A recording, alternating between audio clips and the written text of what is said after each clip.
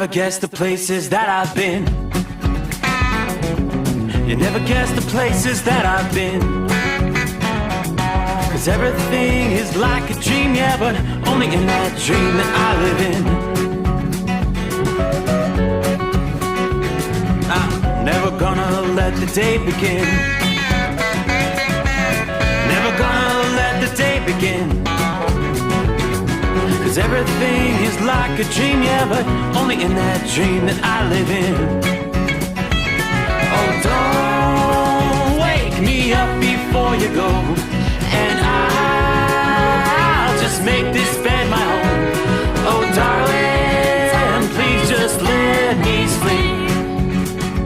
Give me my dreams.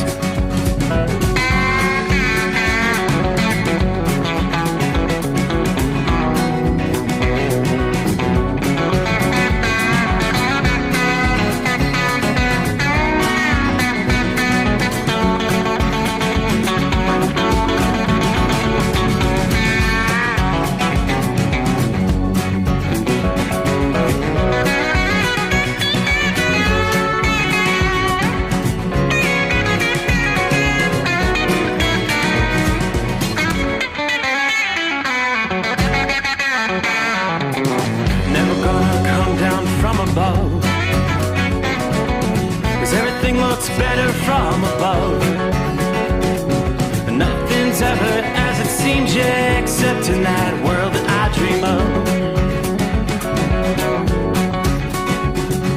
Never gonna lose the ones I love. Never gonna lose the ones I love. 'Cause everything is like a dream, yeah, but only in that world that I dream of. Oh, don't up before you go, 'cause I can't face this day alone. Oh, darling, please just let me sleep. Give me my dreams. Give me my dreams. Give me my dreams.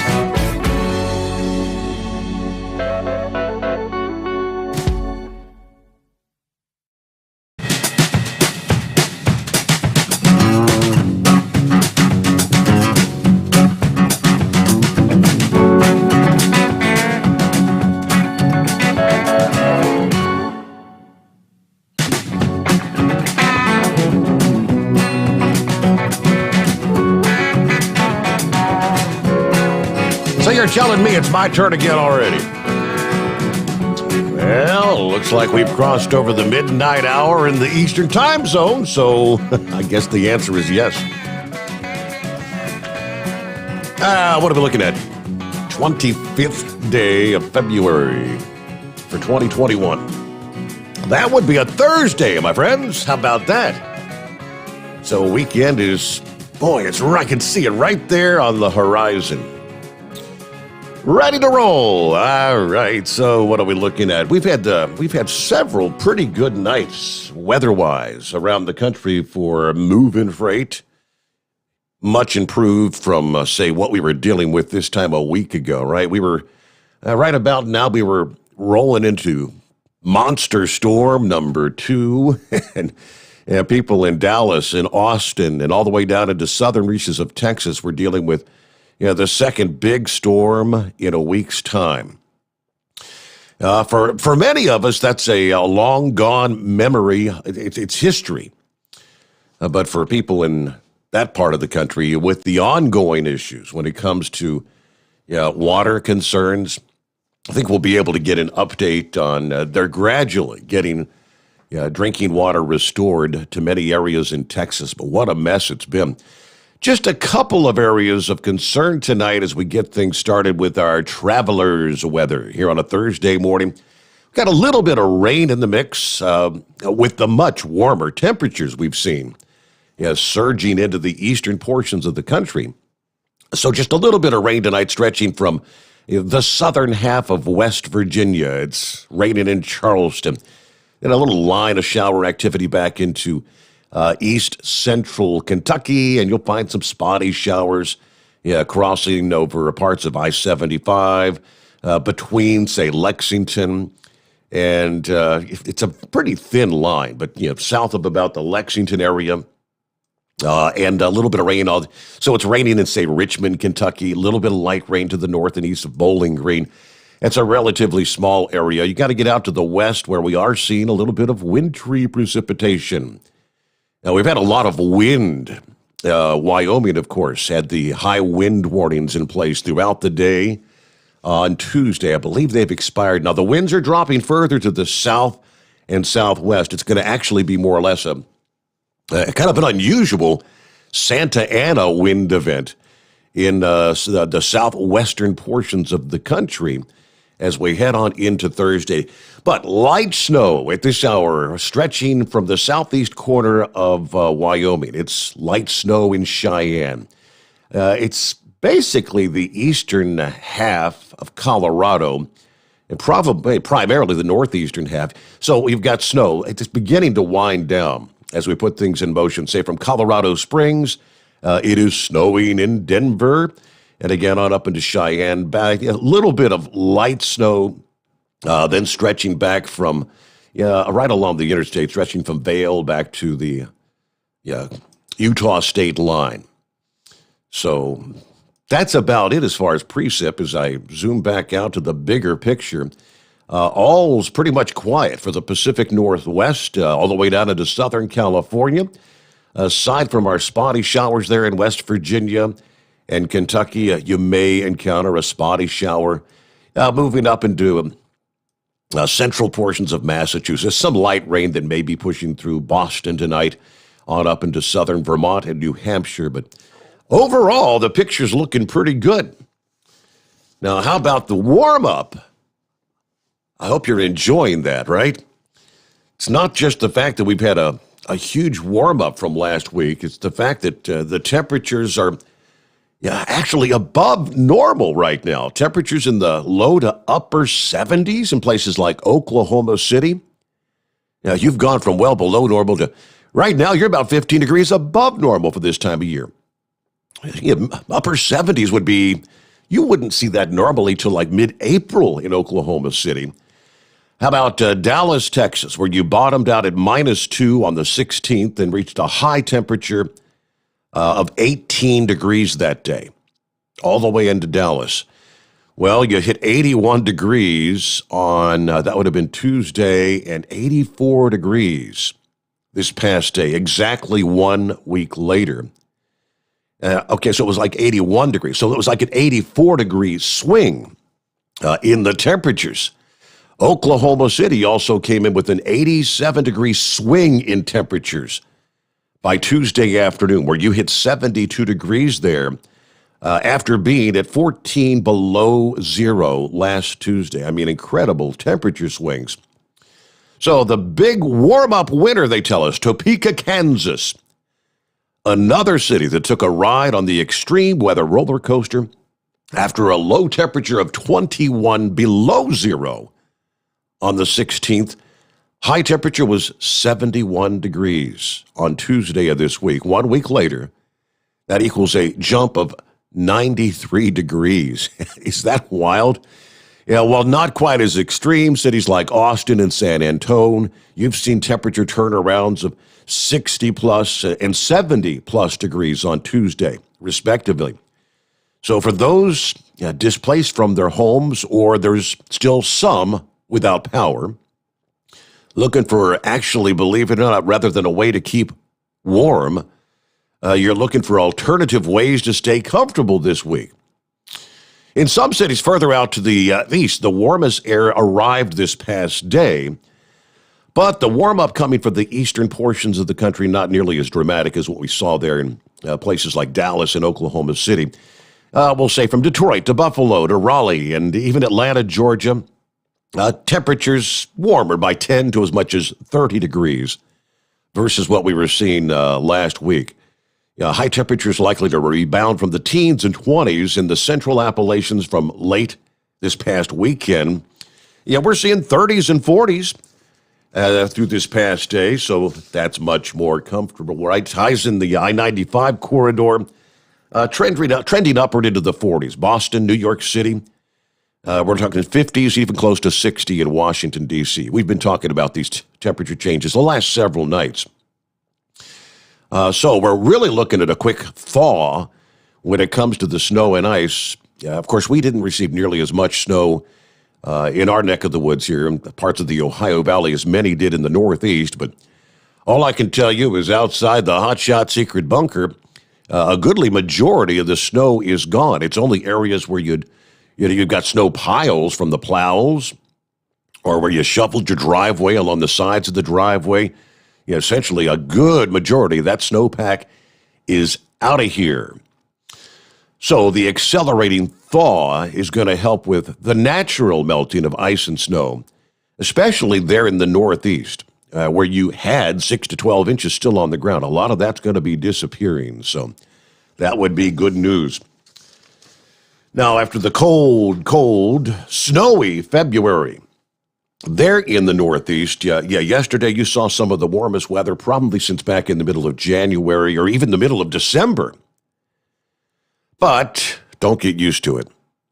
For winter standards, as enough chilly air is going to settle back in the region, and it will actually set the stage for some wintry precipitation for some as the storm system swings through coming up this weekend. Now, as we were talking, Wednesday's highs reaching the highest level since back on January the 18th. You hit 45 degrees this past day in Boston.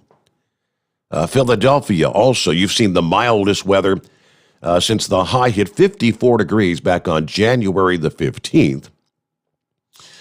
All right, following the midweek warm-up here, though, this is going to be another clipper system that's on the way, a quick-hitting clipper storm that's going to travel along the border of the U.S. and Canada. Kind of as we speak, Wednesday night into Thursday, we will see some potentially accumulating snow along the path for northern New England. However, the fast-moving nature of this system, you're just going to notice the chillier air begin to sink in southward across the Northeast between now and Friday. That could increase some concerns for ice as that system arrives, but pretty much the case we've seen with many storms this winter. It'll be a two-part system that'll affect the region this weekend. The first and the colder of the two storms, rolling through Friday night into Saturday. And then warmer air will be streaming in aloft as on some strong winds, but near the ground where the winds may be light for a time and the cold air has not eroded away, we may see some problems with freezing or frozen precipitation. We've become all too accustomed of icing scenarios. The layer of cold air may be thick enough to allow some wet snow to fall in some of the higher elevations from, say, western North Carolina to Pennsylvania and New York State. Most locales in the Midwest and Northeast, this storm pair this weekend will be bringing mostly light precipitation, but all you need is that glaze of ice or an inch of snow to pose slippery travel conditions. So the setup this weekend, not looking to bring snow and ice to the I-95 corridor from North Carolina to Massachusetts. Rather, it'll be rain spreading over those areas probably Friday night into Saturday. Possibly plain old rain may fall as far north as coastal areas of New Hampshire and southern Maine as well. Now, in the Big Apple, where you've picked up nearly double your normal snow for the winter already, you've seen 38.6 inches there, compared to what would be a normal winter of 19.9 inches. So further west, the air is also expected to be too warm for snow or ice along the I-70 corridor, and areas further to the south in the Midwest. There's the potential for maybe a few hours of snow or a wintry mix from say, the I-80, I-90 corridors on to the north. Areas further south, it'll be plain old rain. So the storm that's going to pivot through the Midwest and the Northeast later in the weekend will not have much cold air to work with. Most areas from the Ohio Valley through the Mid-Atlantic will probably encounter just some light rain occasionally or just those drizzly gray conditions. That's about it. So I'm not going to complain about that. Now, perhaps a more widespread travel problem In addition to mainly wet roads would be the potential for the dense fog that may send. Yeah, fog's likely to form in this situation with the mild, moist air passing over the cold ground, and especially areas that may still have a little bit of snow cover. So that's what we're going to be watching out for this weekend. All right, so there you go. Quick look at our travelers' weather around the country. Not nearly as much to talk about now as we were talking about this time a week ago, all right? All right, rolling up on 13 past the hour. Our number is 844-844-3388. We'll get to the calls just ahead. First, a couple of quick industry headlines on a Thursday. We'll start things off with a recall this morning. Navistar recalling certain International Lone Star and LT trucks. Got an issue with battery cables. 27,000 International Lone Star trucks, model years 2018 to 21. And then you've got International LT trucks, model years 2017 to 2021. Now, according to the National Highway Traffic Safety Administration, the battery ground cable ring terminal at the frame, at the connecting point, it may break, resulting in a loss of electrical power and unintended engine shutdown with no warning. Consequently, the engine can just unexpectedly shut down, which undoubtedly, if you're rolling down the highway at highway speed, that would not be a good thing. So owners of affected International Lone Star and LT trucks will be notified by Lone Star. Of course, they will replace the battery ground cable for free. It looks like recalls are expected to begin on April the 16th. And if you're traveling through Arizona, just traveling in a big truck just got a little bit easier thanks to the Department of Transportation's latest truck restrictions feature on their 511 website. They've added a new feature to the Traveler Information 511 website that allows truck drivers to plan your route through Arizona easier. According to the news release, you can now view truck restrictions on highways via the revamped website. By using that, you can avoid restrictions when you're mapping your route. It's pretty simple. Go to the website and click the Map Legend box on the right-hand side. From there, click on the box next to the truck restrictions, and that'll pull up your truck restrictions, the icons. If you see an icon, you can click on that icon. It'll give you the details, things like length and width restrictions, whether escort requirements are applicable, and the Arizona DOT noting that this is just the latest effort to help truck drivers in that state. Last year, of course, they added a feature to the 511 website that shows the total number of truck parking spaces at each of the rest areas in the state. And they also added about 100 truck parking spaces along I-40 in the Haviland and Meteor Crater rest areas there in the state of Arizona. So we'll talk more about truck parking coming up here because that was the topic of discussion this past day, the latest edition of Live from Exit 24 from our friends at OOIDA. Have a little bit more of what they had to talk about on that topic coming up in a bit. But meanwhile, looking at 16 past the hour, great to have you with us. Again, it's 844-844-3388. Real quick I'll flip over here, check a few of our out-of-the-box comments. A lot of people always jumping on board, say, hey, good morning. Looks like, of course, Chevy guys out there rolling up on your six. Okay. Morning, Cliff. Morning, drivers from Jacksonville. Dale says, Jacksonville, clear 62 degrees this morning. Take care of yourselves out there because nobody else will. He always has a little piece of good advice because make today count. Michael, beautiful, 40 degrees here in Ohio. Morning, Steve. Bring on the warm weather. We don't care. It beats the busted pipes and the COVID-19 any day of the year. 53 degrees in Gainesville, Florida. Good morning to Ron there. Rich, high temperatures yesterday here in the northeast Indiana, 46 degrees.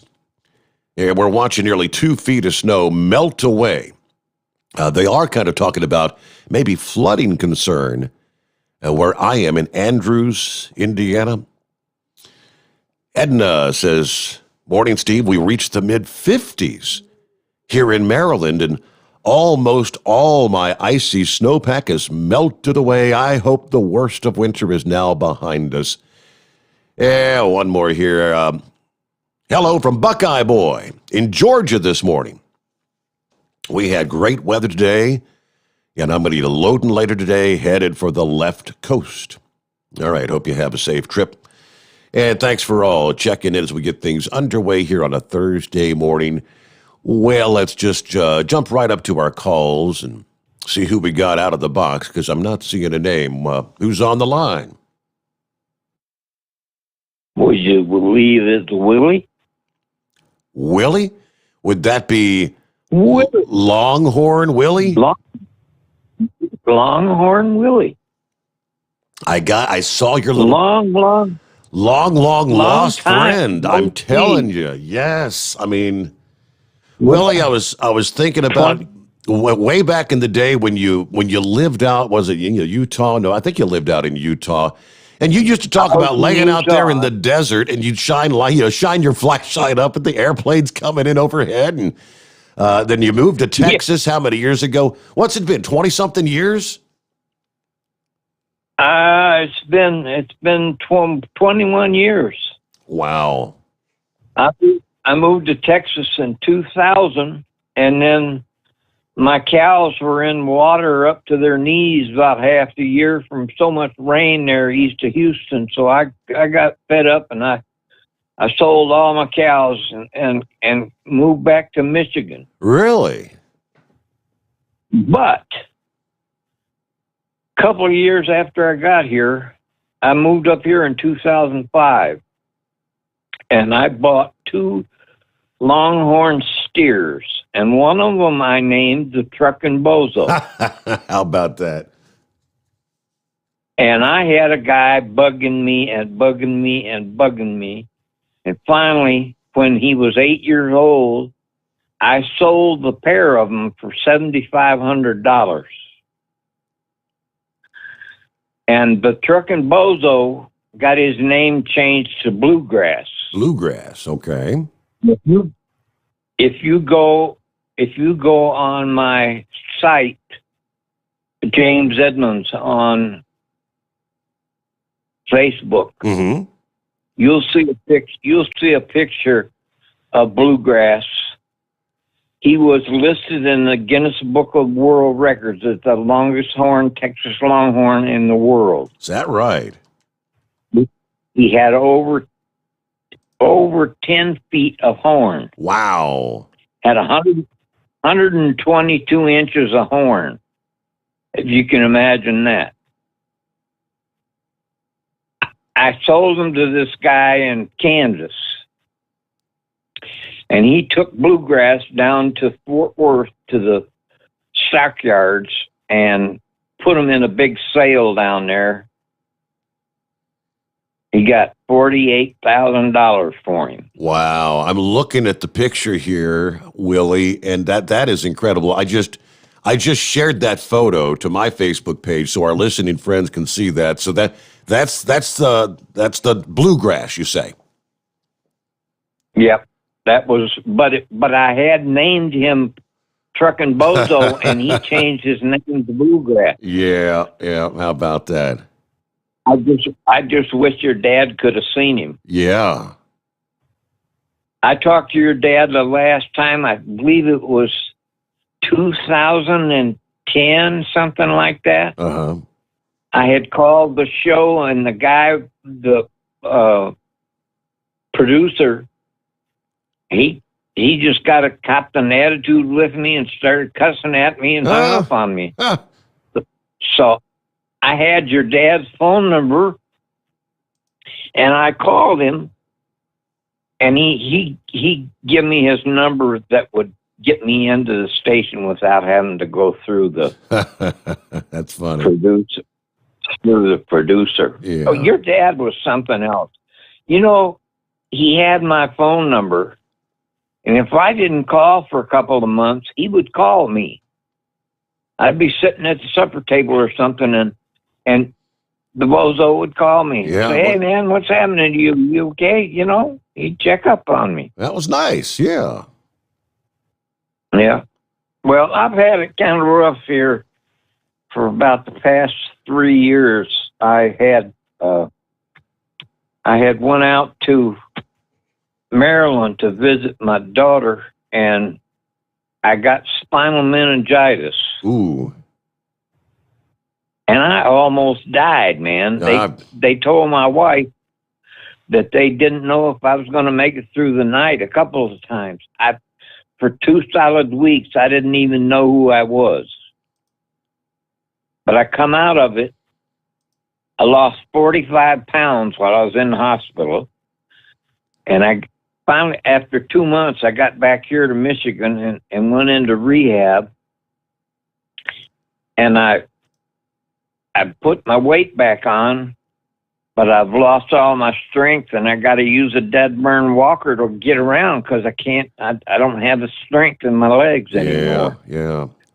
It's hell getting old, ain't it, Willie? Boy, I'm telling you, it sure as hell is. Well, I'm glad to hear from you, man. I kept watching, and then I saw that you were going to get to come back on the air. Yeah. You know, and Well, I've seen your name on. I mean, I've got there's a lot of people, a lot of names I see, but I didn't know your I didn't know your real names. It's James, and I just until I saw you sent me James that Redmond. message, and you said Yeah. it's Longhorn Willie. I said I remember him. Wow, it's been many years ago. yeah, that was before you got to be a DJ. You were. I was still a producing producer. for your dad. I had just been there a couple of years at that point. Yeah. Yeah, we really had a lot of fun out of you. The Nasty Boys would come out there and do the cattle drive and all that kind of stuff. And we was out there one night, and I had went around the cabin there, and I had picked up every piece of anything that would burn, old limbs and boards and everything. And I had a pile about 20 feet tall, and we had a bonfire. Uh-huh. And the neighbors come down thinking our house was burning down. and and we called, and we're standing out there and got the transistor radio out by the bonfire, and one of the guys, Rowdy, he got on the phone with your dad and was telling him about this hellacious bonfire that we had. We got a big kick out of that.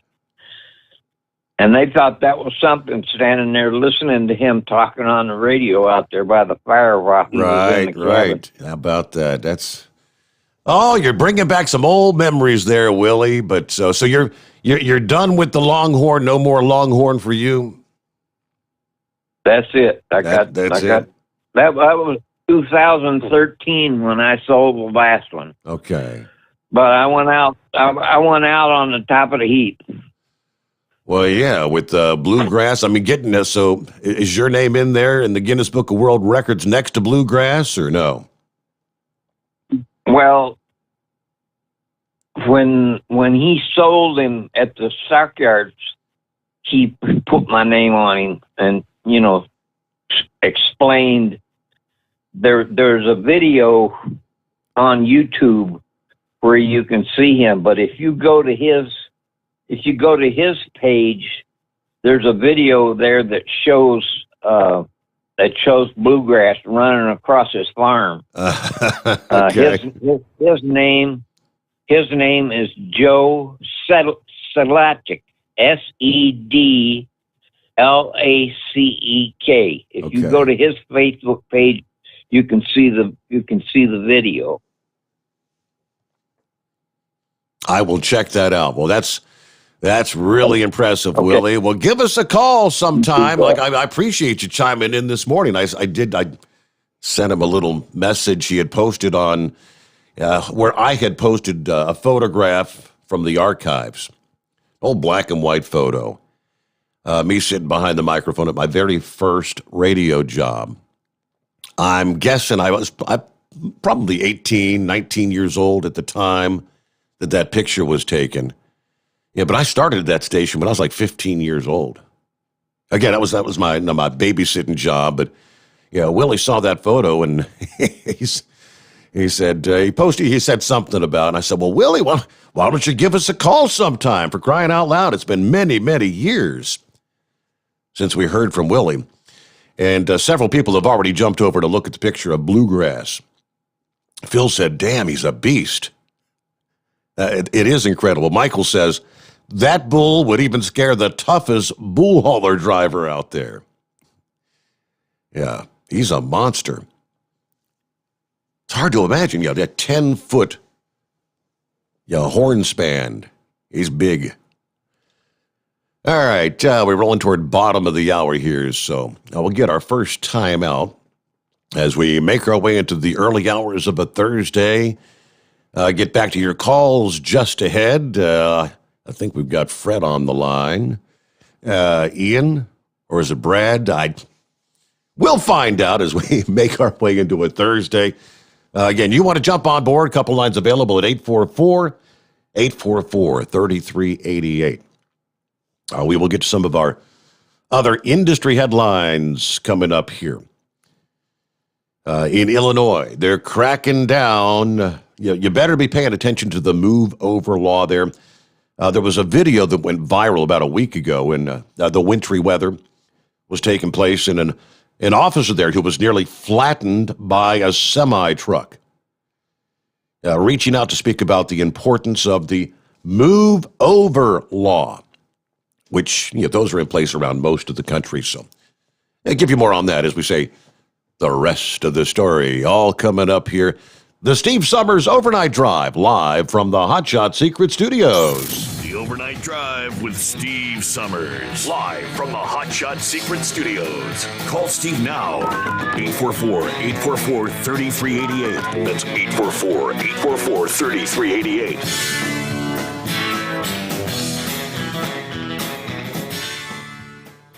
Attention all truckers, Dean Michael, the tax doctor here. I want to talk to you about those dreaded tax problems. I know you want to keep on trucking and not even think about them. Well, let's face it, they're not going away all on their own. You need professional help. I've been helping truckers put their tax problems in the rearview mirror for years. I can help you too. Call me for a free consultation at 888-632-4506 or go to mytaxhelpmd.com. It's like I always say, keep your eyes on the road, I'll keep mine on the IRS. 888-632-4506. PureFlow Air Dog, your leader in fuel air separation system technology. Our systems filter out water, particulates down to 2 micron, and remove all of the air out of your diesel fuel. This allows for nothing but pure, clean diesel fuel to reach the expensive injection system equipped in your vehicle. Not only do our fuel systems protect, they also come in a variety of flow rates to meet your performance needs. Our systems are compact and use OEM-style fittings for easy installation. Learn more about our product at www.pureflowairdog.com and be sure to follow us on Facebook and Instagram. Protect your investment with PureFlow AirDog. Drivers, you demand that your equipment's reliable and dependable, and that also applies to your headset for communication. Well, our friends at Stellar Electronic have you covered. The Pluto Duo headset bundle is the best communication headset you can find in the industry. No matter the challenging environment you're driving in, the Pluto headset will make you sound crystal clear all the time thanks to their 99% noise cancellation. And the Duo's not only a stereo converter for the headset, but also a power bank so you can charge as you go. Learn more at StellarElectronic.com or visit them on Facebook. At Hotshot Secret, we share the science behind common diesel problems. For example, Ultra-low sulfur fuels. fuel has 2 purposes, combustion and lubrication. Ultra-low sulfur fuels have diminished the fuel's ability to lubricate. Hotshot Secret Everyday Diesel Treatment with LX4 restores lubricity, protects your engine, and optimizes performance. Everyday diesel treatment is available at truck stops, Tractor Supply, O'Reilly's Auto Parts, and online at HotShotSecret.com. Hot Shot Secret, powered by science. And now, back to the Steve Summers Overnight Drive, live from the Hot Shot Secret Studios.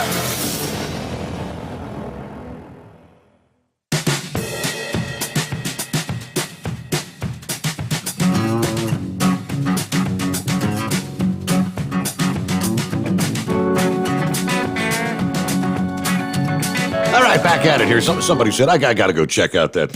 I got to check out that longhorn. There ain't no way he's got a 10-foot horn span. So, well, damn, looky there, he does. And Big Ed said, that is epic. That is one big bull. Hello, Big Ed. Hey, Steve. Now, I've been down to Texas before. I went off down there by College Station back when I was running crude oil, and there was a lease on this Longhorn Ranch.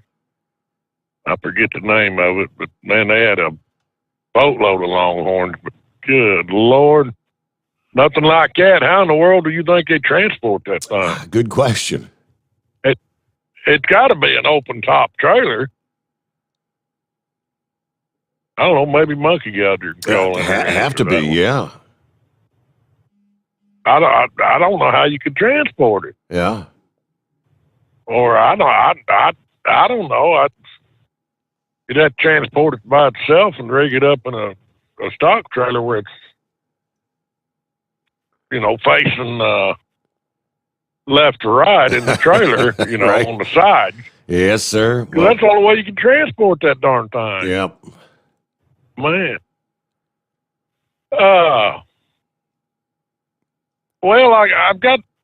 I may get a little heavy here. Okay. Uh-oh. And first of all, so I can practice being white.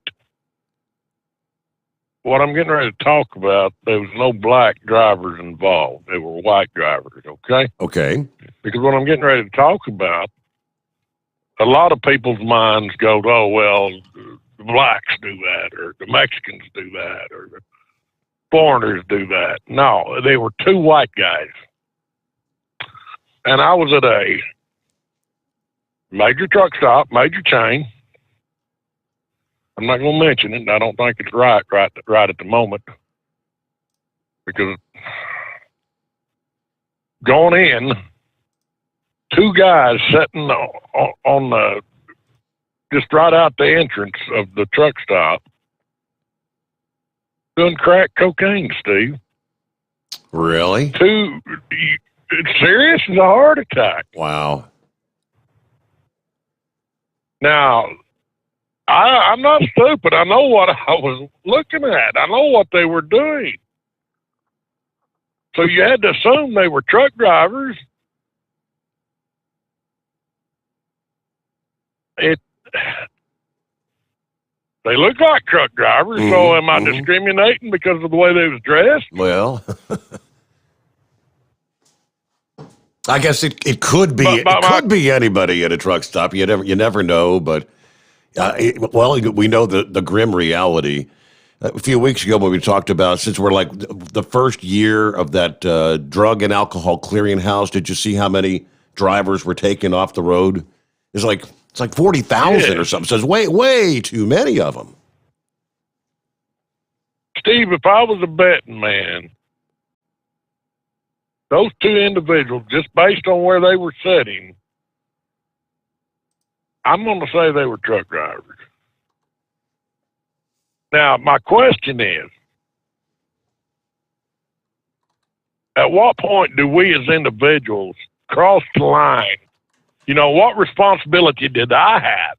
I'm asking about myself, or if any other driver out there witnessed and know what I was seeing. And I'm telling you, I'm not stupid. I knew what it was. Should I have dropped a dime?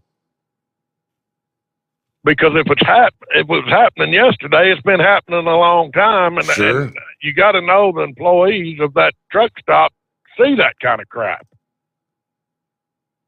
And if it's allowed to go on, have they contacted the local authorities to try to put a stop to it? Because I didn't see I was there probably 3 hours, and I never seen no type of cop cars coming through there or anything else. So should I have dropped a dime? Should I have went into the manager and said, hey, you got 2 people out there doing crack? Was I being irresponsible? I guess. So, go ahead. I guess the fact of the matter is, I remember a caller years ago. I think it wasn't Bandit, the guy we called the nasty Bandit. I think his daughter was killed by a drunk driver, and he would have dropped a dime. He said, because they may get on the road and kill somebody, and it could be your daughter, your son, whoever. Okay. Well, see, I didn't even know that. I had no clue. Yeah. You talking about the asshole bandit? A-hole bandit, yes. From That guy. Oklahoma. Correct, yes. Well, no wonder he was in a sorry-ass mood all the damn time. Yeah. Well, I ain't saying that. Jesus, I didn't know that. So if he's still alive, my condolences. Because I never thought good about that guy. Yeah. And I don't think he thought good about me either. We kind of went at it. Him and Elvis went at it a few times, too. All right. So, okay, I understand that on the road if I see an impaired driver. But where do we, as drivers in our industry, are we going to be like the rest of the world? Okay, I'm comparing apples to oranges. They just keep pushing the envelope on what people can do and get by with. And you're supposed to mind your own damn business, such as guys going into girls' bathrooms. Mm-hmm. I know that's comparing apples to oranges, but when you just keep pushing that envelope, you're not supposed to confront them. So do we? If that one phone call, if I pick up the phone and call the cops, I'm thinking, okay, how many times have people called the cops, and they get to the point where, okay, well, that's just the way it is in that particular area. So they're not going to rush out there and do anything. Well, probably the kind of thing where they can't take your word for it. They'd have to physically see see it taking place, because anybody could drop a dime and be lying about somebody just because they don't like them or something. So bingo, right? So where I after seeing what I seen. I was only there I was there just 2 hours and 30 minutes too damn long, because I finally left. Cause the longer I sat there, I was like, man, this place, to me, it was trashy. And I'm not going to hang around a trashy ass place. And this is a name brand truck stop. What can they do? I don't know. Where's our responsibility as drivers? Where do we say, okay, we ain't gonna cross this. We're gonna fight it no matter what we got to do. Yeah. But just like you said, I drop a dime. They ain't there witnessing it. I was just curious. Should I have just called the cops or went and notified the manager? What? What should I have done? I didn't know. As long as I've been out here, I try to mind my own damn business. It just, I don't know. So I just wanted to throw that out there. Get some feedback. That's a good question, Ed. It is, yeah. Where do we as drivers to try to keep our own industry clean? And naturally, if we see impaired driving, whether they're driving a truck or a automobile, everybody's going to pick up the phone and call the cops. Different scenario when you're out there on the ground. Yeah. So, and these are the places that we need as individuals in our job to be able to go to and have a safe place to park. And not everybody keeps saying, well, we need to start being able to pack guns. Well, hell, if I'm going to have to pack a gun and shoot at people so I can get 8 hours of damn sleep, piss on it, I'm just going to go park the truck, go home. Anyway, that's my thoughts, Steve, and I appreciate you taking the call. I'm good. Good to hear from you. Big Ed, are you with me? You didn't say it. Are you with me? Yes, sir. Okay. Thank you much, Ed. There you go. All right, we'll get your feedback.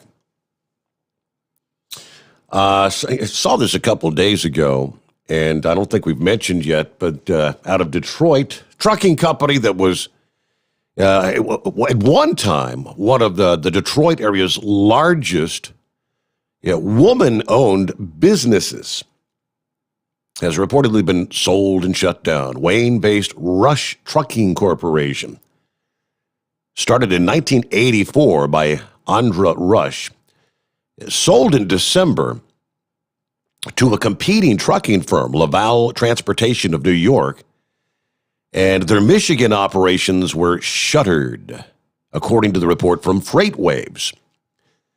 An executive with Andra Rush, group of companies, the Rush Group of Companies, would not comment this past day on the reported sale or confirm whether all of their trucking operations had shut down. Laval representative could not immediately be reached for comment, but Rush Trucking received a $5.3 million Paycheck Protection Program loan last year, aimed at retaining 328 jobs, according to the Paycheck Protection Program database. In a statement, Andres said that with COVID-19's impact and continual driver shortage, it became even clearer that the automotive-focused segment of the trucking industry required consolidation. I collaborated with our major customers to ensure a smooth transition of our business to new providers while maintaining the quality of service. The FreightWaves report, citing an unnamed Laval employee, said many of Rush's drivers were hired at their company. Rush is a Native American, and her Rush Group, one of the largest Native American-owned business enterprises. Her other Rush companies are auto supplier Dakota Integrated Systems and Rush Supply Chain Management. She previously started an auto supplier Detroit Manufacturing Systems and grew that company's annual revenue to more than $1 billion before stepping down in 2018, selling her majority stake. Then, President Obama at the time praised her business acumen during his 2014 State of the Union address, telling us how the auto industry came roaring back. Rush opened up a manufacturing firm in Detroit. She knew that Ford needed parts for the best-selling truck in America, and she knew how to make them. All right, so, industry headlines, one of the breaking stories here, about 15 before the hour, and back to your calls at 844-844-3388. Would this be Fred? No, this would be Red Mule. Okay. Hello, Red Mule. Hello, Steve. I guess the mule don't ever come across when I say it. So, hey, Steve, you've known enough interesting characters. You could write a heck of a book about the people you've known. Now, how long has it been since Longhorn Willie's called in? I spoke to him last. He said it's been, what was it, 20? Did he say 21 years? 21 years ago, yes. I was still a producer. I mean, it can't be that long, Steve, can it? Well, yeah, because I started in 1996 as a producer. And, yeah. Because I remember him calling in. Huh. Now, did he say that was a bull or a steer? I thought he said it was a steer, didn't he? No, just all I know, Longhorn. Well, I think he said a steer, and if that's the case, I wonder how old that thing was when he castrated him. And if they'd left him a bull, I wonder how much longer them horns would have grown. You know, it's all speculation, but, interesting. So, hey, Steve, what did I call about this morning? Now, I'm going to try and be an intelligent caller here this morning. Oh, as far as what Big Ed had to say, I don't know. That's a hard decision to make. You know, there's times I've called the cops and nothing's happened, and times I've talked to managers at truck stops and nothing's happened. And so I don't know. You know, you just got to try and do your best and do what's right in the situation. I don't know if they're, because, you know, I've had people complain about me when I thought it was unjustified. So, you know, you hate to complain about somebody else, but when it's as blatant as what he said, well, you got an obligation to do it. And like you said about that other hand, you know, you'd hate to have something happen to somebody and think you might have prevented it. So I don't know. But hey, Steve, what I was calling in about this morning, I'm going to try to be an intelligent caller here. And they tell me an intelligent person, when they don't know the answer to something, ask somebody else the answer. And my 3 daughters, you know, they like daughters everywhere. They're pretty good at manipulating the old man. And my middle daughter, she had gotten her mind that the old man was going to take his backhoe over to her house and dig a hole out so that she could put a cement pond in there. And the other day now she's decided she wants to get an above ground pool. And isn't that what you got, an above ground pool, Steve? I do. That is correct. Yeah. What advice would you give for somebody that's contemplating buying one of them? Oh, now you're talking about the amount of work that goes into keeping the thing up. Is that what you mean? No, I'm just, is there one brand that's better than another, one size that you'd get? I'm just totally ignorant when it comes to that, and I just, you know, trying to figure out what kind of advice or, you know, what information I could pass on to her. Okay, well, we got a decent size. I mean, you know, I've got limited space. It's in the backyard. I had originally ordered a 30-foot diameter. That was about as, I don't know if that was as big as they came, but it was a big one. When we got out there and we started measuring, it wouldn't have fit back there because you have to be so many feet away from your property line or whatever. So we had to move, we got a 27-foot diameter, so it's a good size. That's big enough for the family to enjoy. Yeah. So we've got many, many years of enjoyment out of it. There is a lot of work that kind of goes into keeping them up, though. So. Well, you had to put a new liner in several years ago or something, didn't you? We did, yes, and technically it's due for another liner now, but as old as it is, it's not worth putting a new liner in. It's either we're going to have to replace it or just get rid of, you know, tear it down and get rid of it. But I don't think the princess is going to let me get rid of it.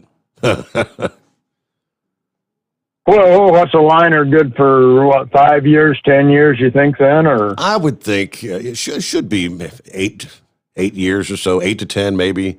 Depends on whether you cover it up in the winter and, you know, get it winterized and all.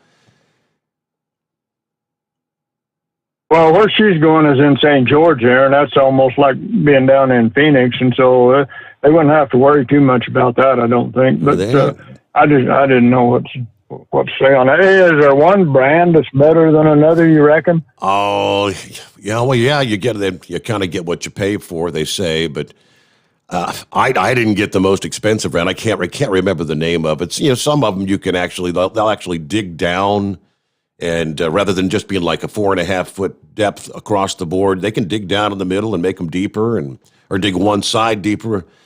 I can't remember if that was a. There's some pretty cool ones out there, but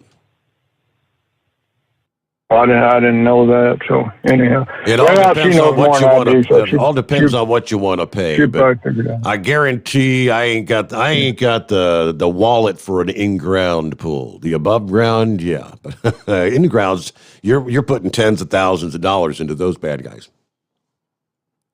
Well, she had one of them outfits where they come in and put the fiberglass shell in. She wanted me to come down there and dig the hole, and I couldn't quite figure out how they, you know, that hole isn't going to conform exactly to that plastic, and I guess they got some kind of filler or something they put in there to make it conform, but it was out of my league. So, hey, Stevie, talking about the weather now, as a truck driver, I ought to be used to this, but Tuesday I come out of Barstow and I stopped there at my favorite Mexican food for gringos place there, and And when I went to leave out there, well, there's some other trucks around there, and there's a drop deck there that didn't have anything on it except for two truck drivers in their lounge chairs out there, relaxing and getting their suntan and everything. And then by the time I got up there to Baker, California, where they got that their world's tallest thermometer, well, I turned my air conditioning on there, Steve, for a little bit. And now I'm up here in Salt Lake, and I'm going to have to run the bunk heater tonight, 30 hours later, and I'm going to run the bunk heater tonight, stay warm.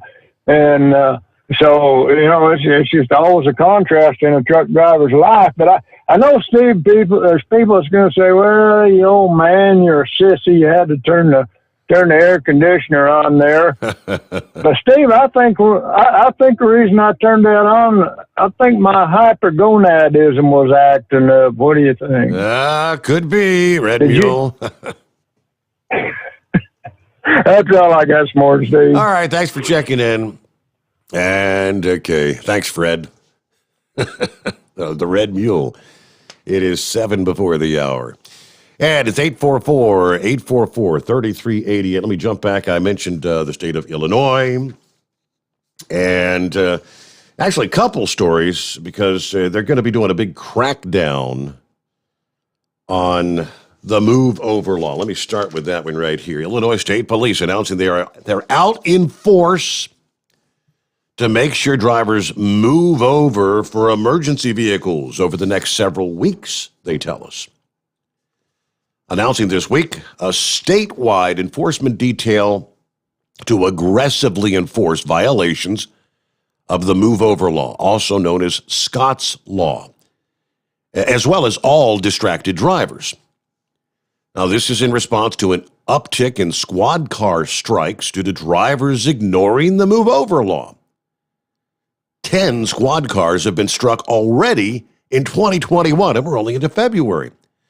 According to the Illinois State Patrol, a person who violates the move over law commits a business offense, facing a fine of no less than $250 or more than $10,000 for a first offense.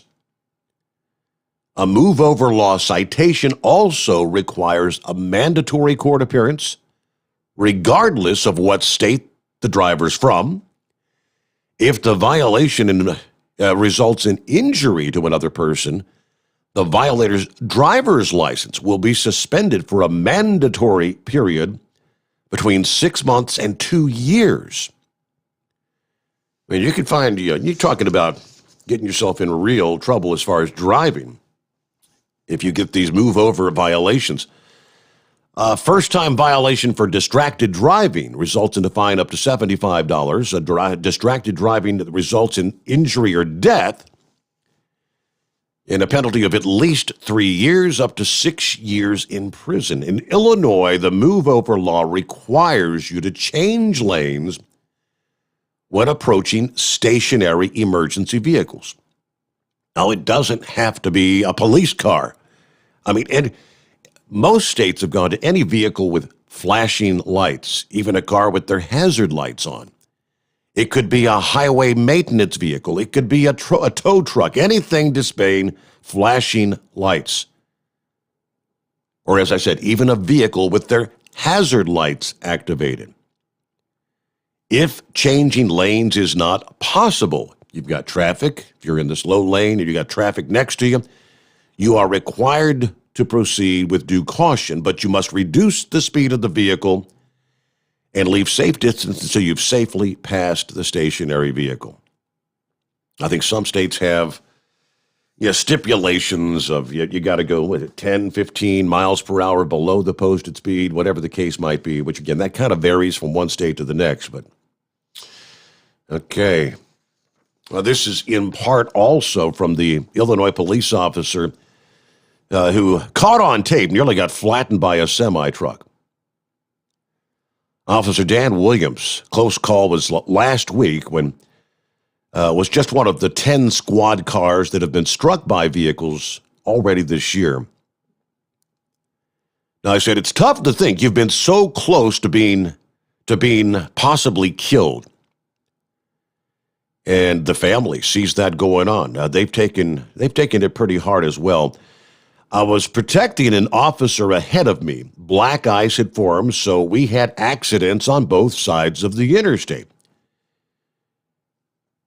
In light of that uptick in similar incidents, state police have announced they're going to be, as I just mentioned, aggressively enforcing the move over violation. Yeah, there's been an epidemic of loss of life among emergency personnel being struck by vehicles on the side of the road while trying to provide their emergency services. The move over law is an important law, he points out. Yeah. So there you go. Just be aware they're going to be cracking down. Looks like only a couple minutes before we hit news update time here, coming up top of the hour. So we'll hold off on getting back to your calls. But one final tidbit here for hour number one.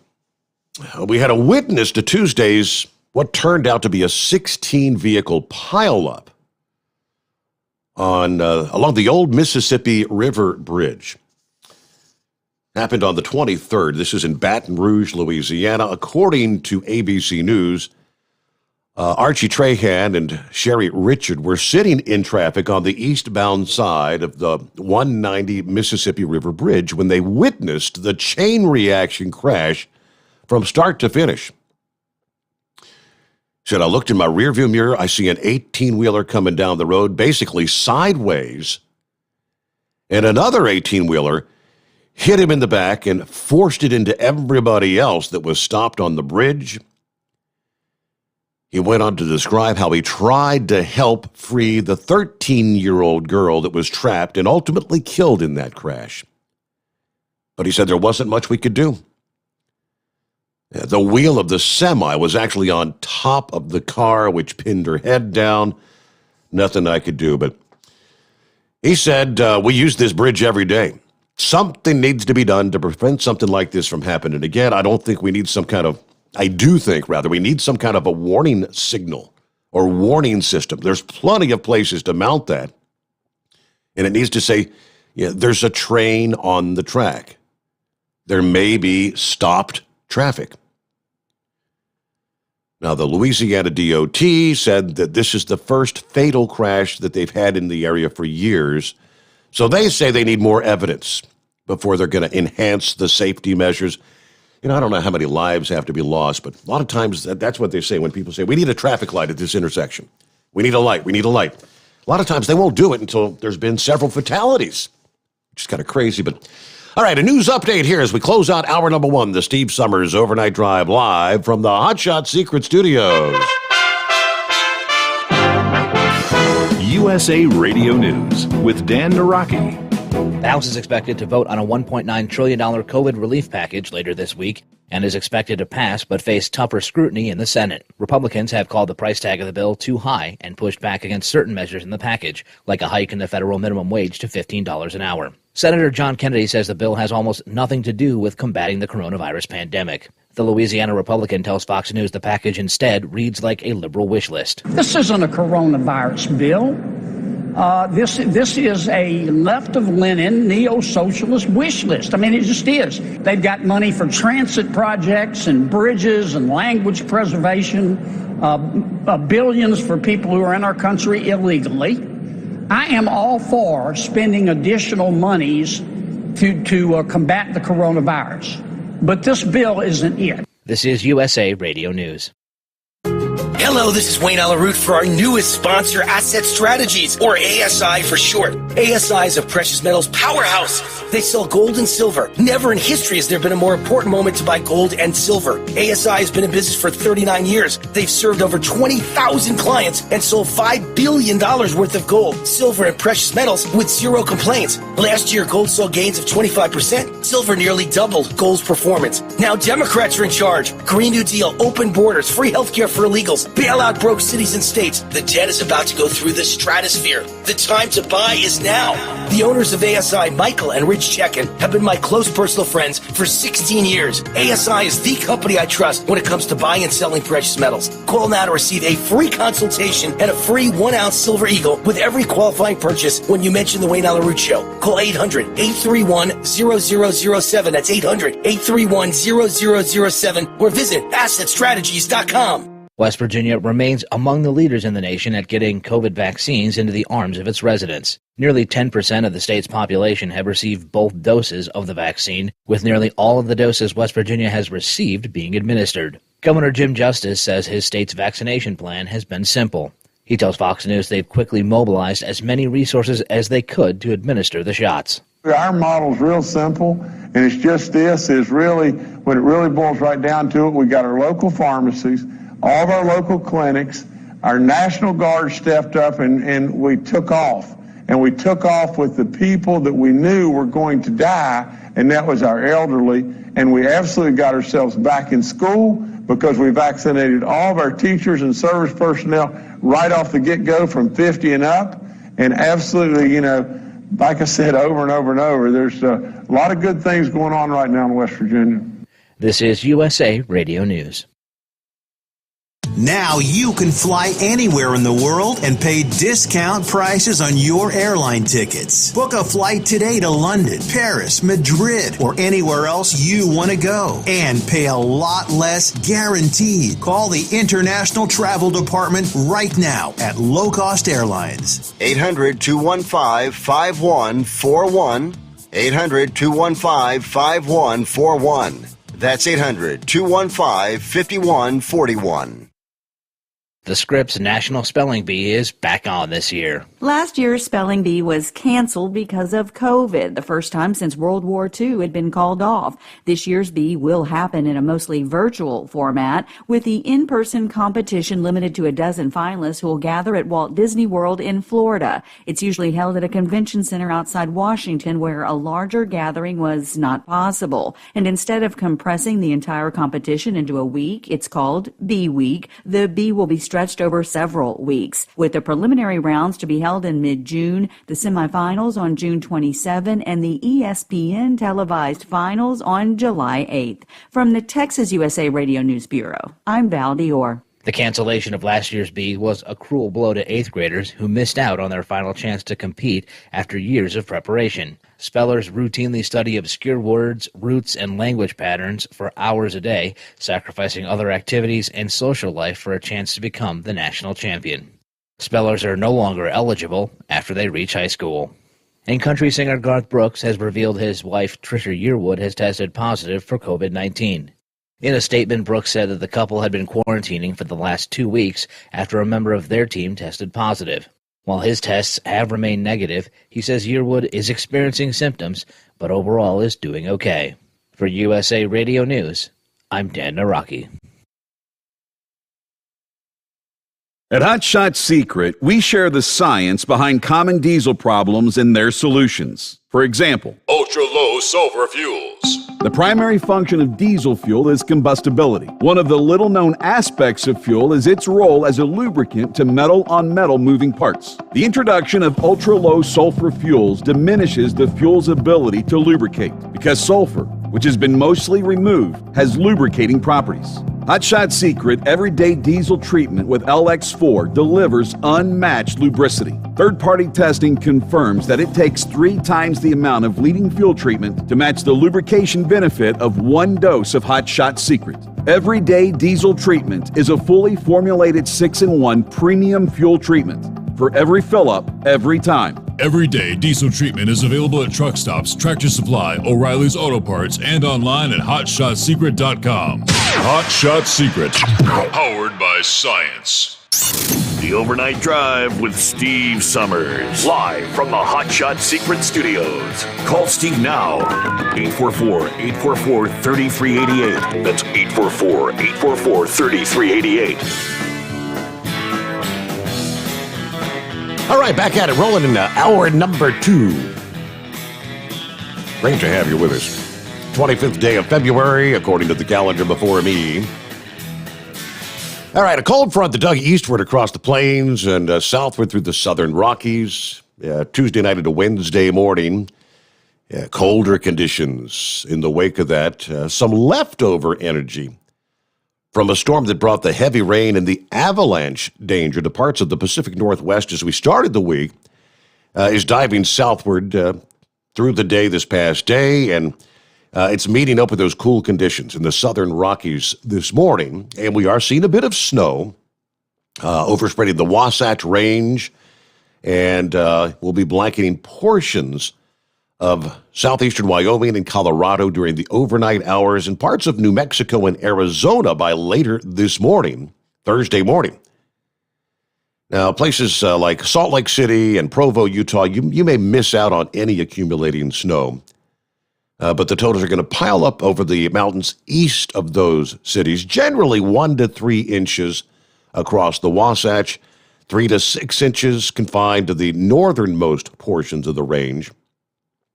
Then a more robust amount of snow expected to target much of Colorado through the day today. 1 to 3 inches may for many of the lower elevations of Colorado through Thursday. Denver, Colorado Springs, Pueblo, you may actually even pick up a quick 3 to 6 inches of snow.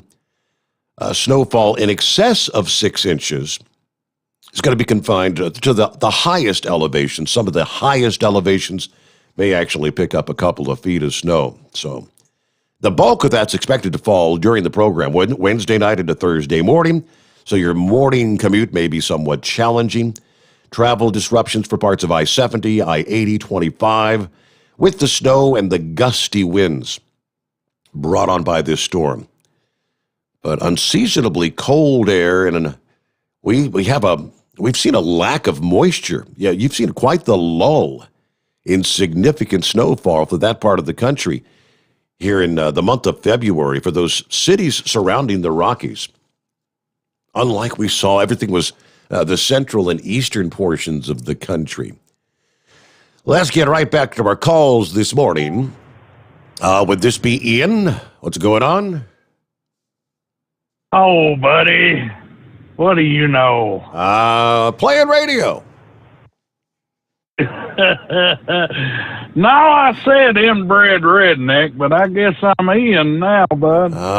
Okay, Ian Brad Resnick. Okay, so now I'll have to remember Ian Brad Resnick. How the hell are you, redneck? Somebody was asking about you the other night. Oh, buddy, I'm good. Just fine as can be, buddy. I'm just trying to figure it all out. You know the way it is. I think I do. Well, you know, if you ever stop asking questions in life, you're going to go crazy and think you know it all. You know what I'm saying, buddy? Absolutely. But since you're taking questions on swimming pools, buddy, I wondered if you knew anything about fish bowls. Fish bowls? Yeah, buddy. I got a goldfish here in the truck. I'm trying to figure out how to keep the water coming out of this fish bowl while I go down the road. I don't have the answer to that. I thought you were talking about the fish bowl that you put your beer in, big beer. Oh, no, buddy. Simple minds only have simple jokes. You know what I'm saying? I gotcha. Oh, yeah, but I see you made a big transition there, buddy. I'll tell you what, I went to listen to you there one night there, and, you know, I'm mostly working days now. And I said, daggone, who's these freaks? I said, oh, my God, what has happened? And I kept watching and waiting. And I said, oh, Lord, I'm going to have to dig around on the internet. So I started digging around on the internet. I said, oh, Lord, look at this. There he is.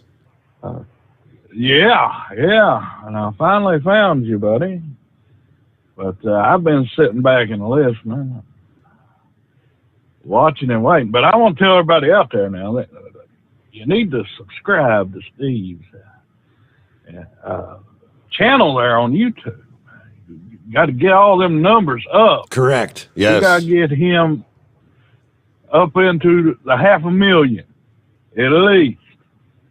We got to get you big time, Steve. Big time, brother.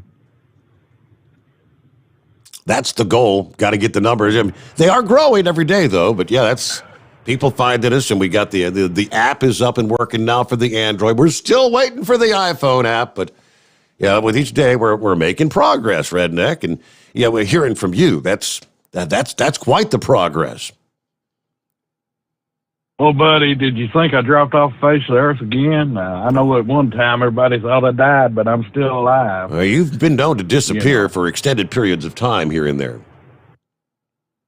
Well, yeah, buddy, I get caught up in stuff, and you know how it is trying to wrestle fat women and whatnot. They can be a bit demanding, especially around mealtime and midnight snack time. So sometimes I got to postpone you, buddy. I hate to do you like that, but, you know. But, daggone last night, now that was a very interesting show, Steve. And before I get going on that, I'm sorry, Steve. I'm scatterbrained, and I'm lost here because Coca-Cola's got me all tore up. Oh, yeah, you got to be less white. yeah, buddy. I'm trying to figure it all out.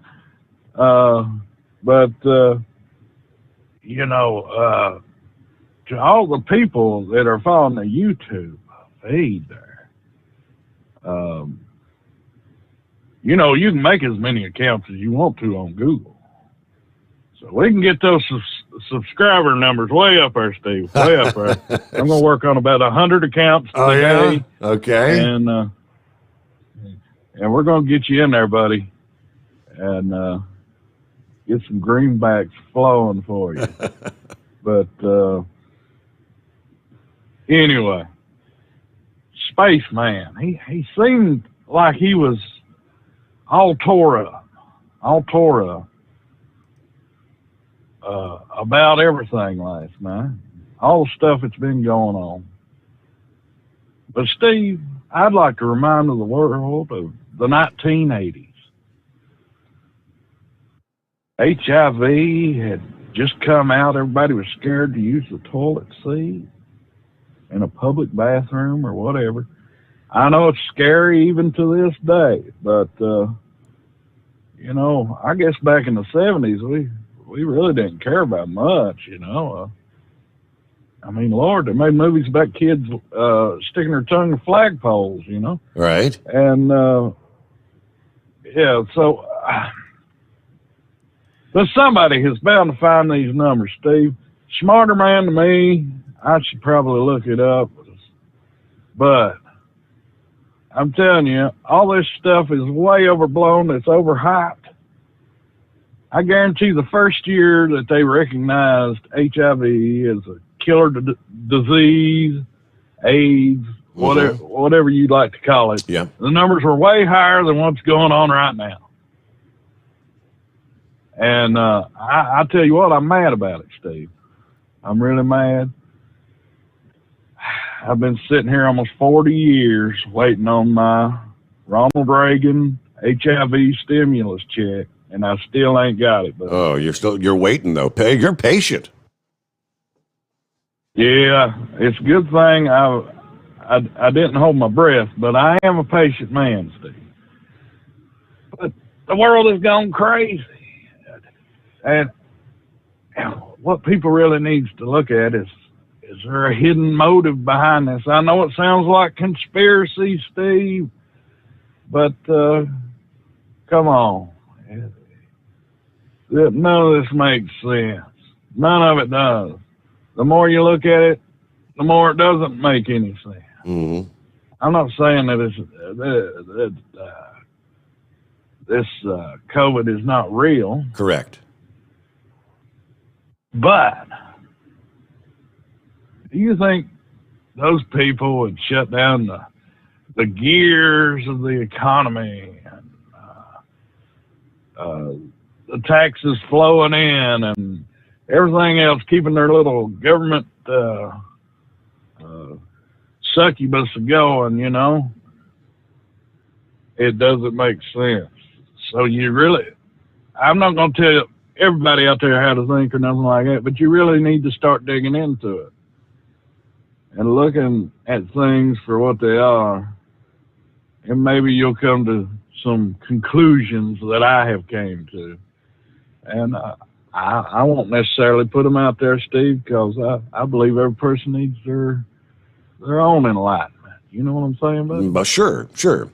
You gotta look at the facts, draw your own conclusions, right? That's right. That's right. But, you had one caller on there last night that didn't get a response from your email, ended up calling somebody at OIDA, thinking that was a person that was wanting to talk to him or whatever. Right. Monty. I was a guy looking for Monty, yeah. Yeah, Steve. Listen, viewers and listeners out there, Steve has a life besides just this. He has grandchildren, children, a wife, and an above-ground swimming pool. Is that not enough to occupy his time? There you go, yeah. Yeah. So, everybody calm down, take it easy. Steve will get to you, I promise you. And I tell you what, Steve, if there is ever one listener, viewer out there that comes forward and says, you didn't respond to them, Steve, within 1 year's time, I'm going to send them a personally autographed Hogzilla t-shirt from Hogzilla herself, inscribed in any way they like it. Wow. Inscribed, Steve. Well, you know what? I know that means that's going to be, how many X size is that? Oh, well, Steve, we usually count those in yards. Multiples of 10? Yards. Yeah. Yeah, Hogzilla. Yards of fabric. Hogzilla was a big girl. Oh, yeah, Steve. I was thinking the other day, Steve, I'm a bit weird, and, me and Hogzilla's been split up, but she still got the hots for me. You know what I'm saying? Oh, yeah. But we're both getting older now. One of these days, old Hogzilla's going to kick the bucket. I mean, there's only so many times I can get her to drink Drano to get her cholesterol down. You know what I'm saying, buddy? It's not going to work forever. And this is not a medical advice. These are extreme cases of Hogzilla, people. So don't be throwing your cholesterol medicine away and drinking Drano. It ain't going to work, okay? But there's going to come a time she's going to kick the bucket, Steve. And I want to share the joy of Hogzilla's life with you. So I figured the only thing I could really do is tickle one of those pig's feet and send it to you, Steve. Oh, my.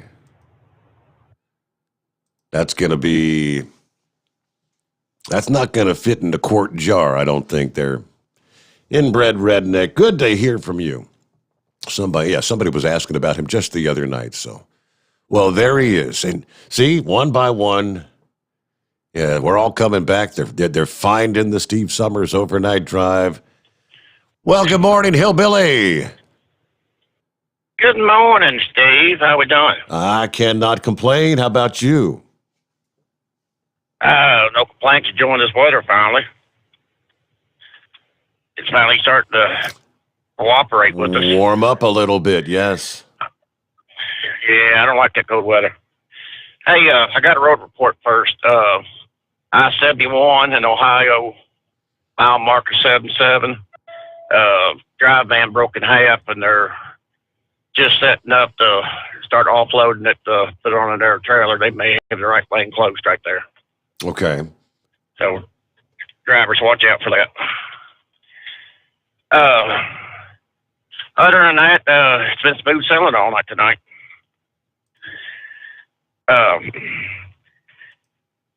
Now, you want to talk about that bull, or no? I take it back. Steer. He did say it was steer. He did say steer. Yeah. Yep. You would have to have a special trailer just to haul that thing in. You just couldn't use a regular stock trailer or anything. I mean, most stock trailers, the back door opens up, but I still don't think it would fit.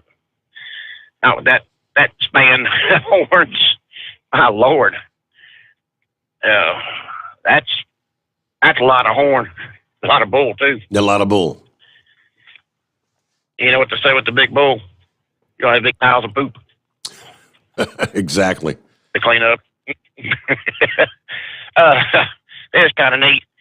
Mr. Ed, I know your situation you're talking about. I guess I would have watched them, see if they would have gotten in a truck. And if they would have gotten in the truck, just kind of crashed or did whatever the hell they were doing, I'd let it be. But if they would have started moving, I would have made a phone call. I know how it is. You see people around truck stops, and it's hard to, what people do on their off times is their business, but once they get behind that wheel, it becomes my business, the way I look at it. You think that's good way to look at it, Steve? Well, you see it every day. Hell, I mean, all over the country, you see the streets in San Francisco, people lying out there on the sidewalk doing their heroin and their fentanyl and whatever it is they're doing, whatever their addiction is. But yeah, but you see them on the side of the road. They're not. I mean, they're hurting themselves. But you put them in behind the wheel of whether it's a car or a semi, then it becomes your business because that affects you. Yeah. Or could affect you and your family. Correct. That's when I'm looking at it. So, I mean, sit back and kind of watch what happens, I guess what I'm saying, and go and trust your gut. My biggest thing. I figure if they don't look like it's kind of like no harm, no play, like it is anymore, let it go. If, like they said, they get behind a wheel and take off, that's a whole different ballgame, you ask me. Mm-hmm. But that's the only advice I can give him on that. We've always had a creek to go swimming in. We didn't have to worry about cleaning the pools. Mother Nature did that for us. I don't worry about no liners or digging a hole or nothing like that for swimming. Just swim in the creek. We just go out to the creek. Yeah, do it the old-fashioned way. Well, there must be a reason your handle. There's a reason your handle is Hillbilly, right? You're damn right. Born and raised on the farm, so the only way I know how to do it. But all right, I got to get off here and finish this paperwork up. All right, well, hey, there you go. go. Thanks for checking out. I heard him typing something there. Let's see. Willie said in 2013, that was the year. Is Longhorn Willie.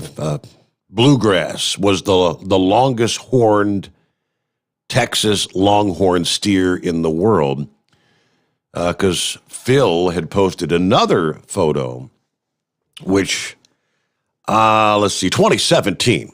So I guess Bluegrass held that record for a period of time, but I guess right now he posted the photograph of a 6-year-old Longhorn from Rock Springs that unofficially broke the world record for the longest horn span on a steer. This one's name is Bucklehead, who attended the horn showcase in Lawton, Oklahoma, where his horn span broke the world record. His span measured 11 feet, 1.8 inches from tip to tip. He's not quite as pretty as Bluegrass, if you ask me. But yeah, he got some long horns. So, all right, that's pretty cool though. You get your steer in the Guinness Book of World Records anytime. All right, look at it, 26 past the hour, and let me see here. We got Eagle on the line this morning, or hello, Eagle.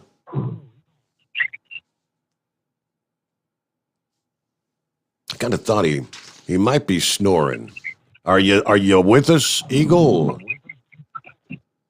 No. All right, he'll call us back. He sounds like he's sleeping, but he ain't snoring. That's all right. A couple minutes again before we hit bottom of the hour. Quick timeout. Got a couple lines open at 844-844-3388. Everybody's been talking about the prices at the pump going higher. How high will they go? We've got a new administration. We've got new regulations. We're banning fracking and drilling on federal lands. We shut down construction of the Keystone pipeline, the XL. From Bloomberg this past day, they tell us It wasn't that long ago. Recall there was a collapse in oil prices. Was it 2019 or 2020 when we had, for the first time ever, the price of oil, they were actually paying you to take it off their hands at a negative price. So that was the big collapse. Well, rumblings and rumors are starting to emerge. By the end of next year, prices may once again be in excess of $100 per barrel. SoCar Trading SA predicts global benchmark Brent crude may hit triple digits in the next 18 to 24 months. Bank of America sees potential spikes above $100 over the next few years as well on improving fundamentals and global stimulus. Speculators are also getting in on the action, increasing bets in the option market that oil will reach that vaunted $100 level by December of 2022. Now, these are very bullish views, but they kind of highlighted increased confidence in the oil market after Brent crude rallied more than 200% after hitting an 18-year low during the pandemic. Demand is bouncing back in some of the key Asian markets, while OPEC Plus is withholding barrels and a lack of investment is keeping the shale supplies at bay. Goldman Sachs this week lifted their third quarter forecast by $10, now predicting $75 per barrel. Option bets on oil above $100 for December of 22. Brent contracts have jumped in recent days with an open interest on the calls rising from what were 500 to more than 3,900 over just the past week. That $100 mark has a special place in the mind of many traders, as oil kind of hung around that level for several years, where we had the strong demand from emerging markets, enticing drillers into more expansive locales from deep ocean beds to Canada's remote tar sands. That era kind of ended in 2014 when the U.S. shale firms proved they could pump massive amounts of oil at much lower costs. Yeah, got to look back at the archives. Where does our price at the pump go when we get back up to that $100 per barrel? Yeah, well, let's all just look forward to that, right? It's 844-844-3388. The Steve Sommers Overnight Drive, live from the Hotshot Secret Studios. Live from the Hotshot Secret Studios, the Steve Sommers Overnight Drive.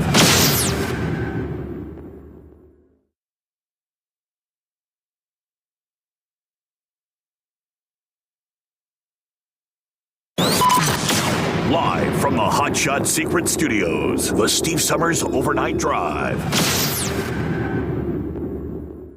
Dean Michael, the tax doctor here. Are you tired of those tax problems following you around like a dark cloud, always in the back of your mind, losing sleep at night? Call me now and get your life back. 888-632-4506 or go to mytaxhelpmd.com. Pretending they're not there won't make them go away. The IRS isn't going to forget. They will levy your bank account and garnish your wages. Don't wait for that to happen. I'm not telling you these things to scare you. I'm telling you so you can benefit from my years of experience. Now is the time to act. 888-632-4506.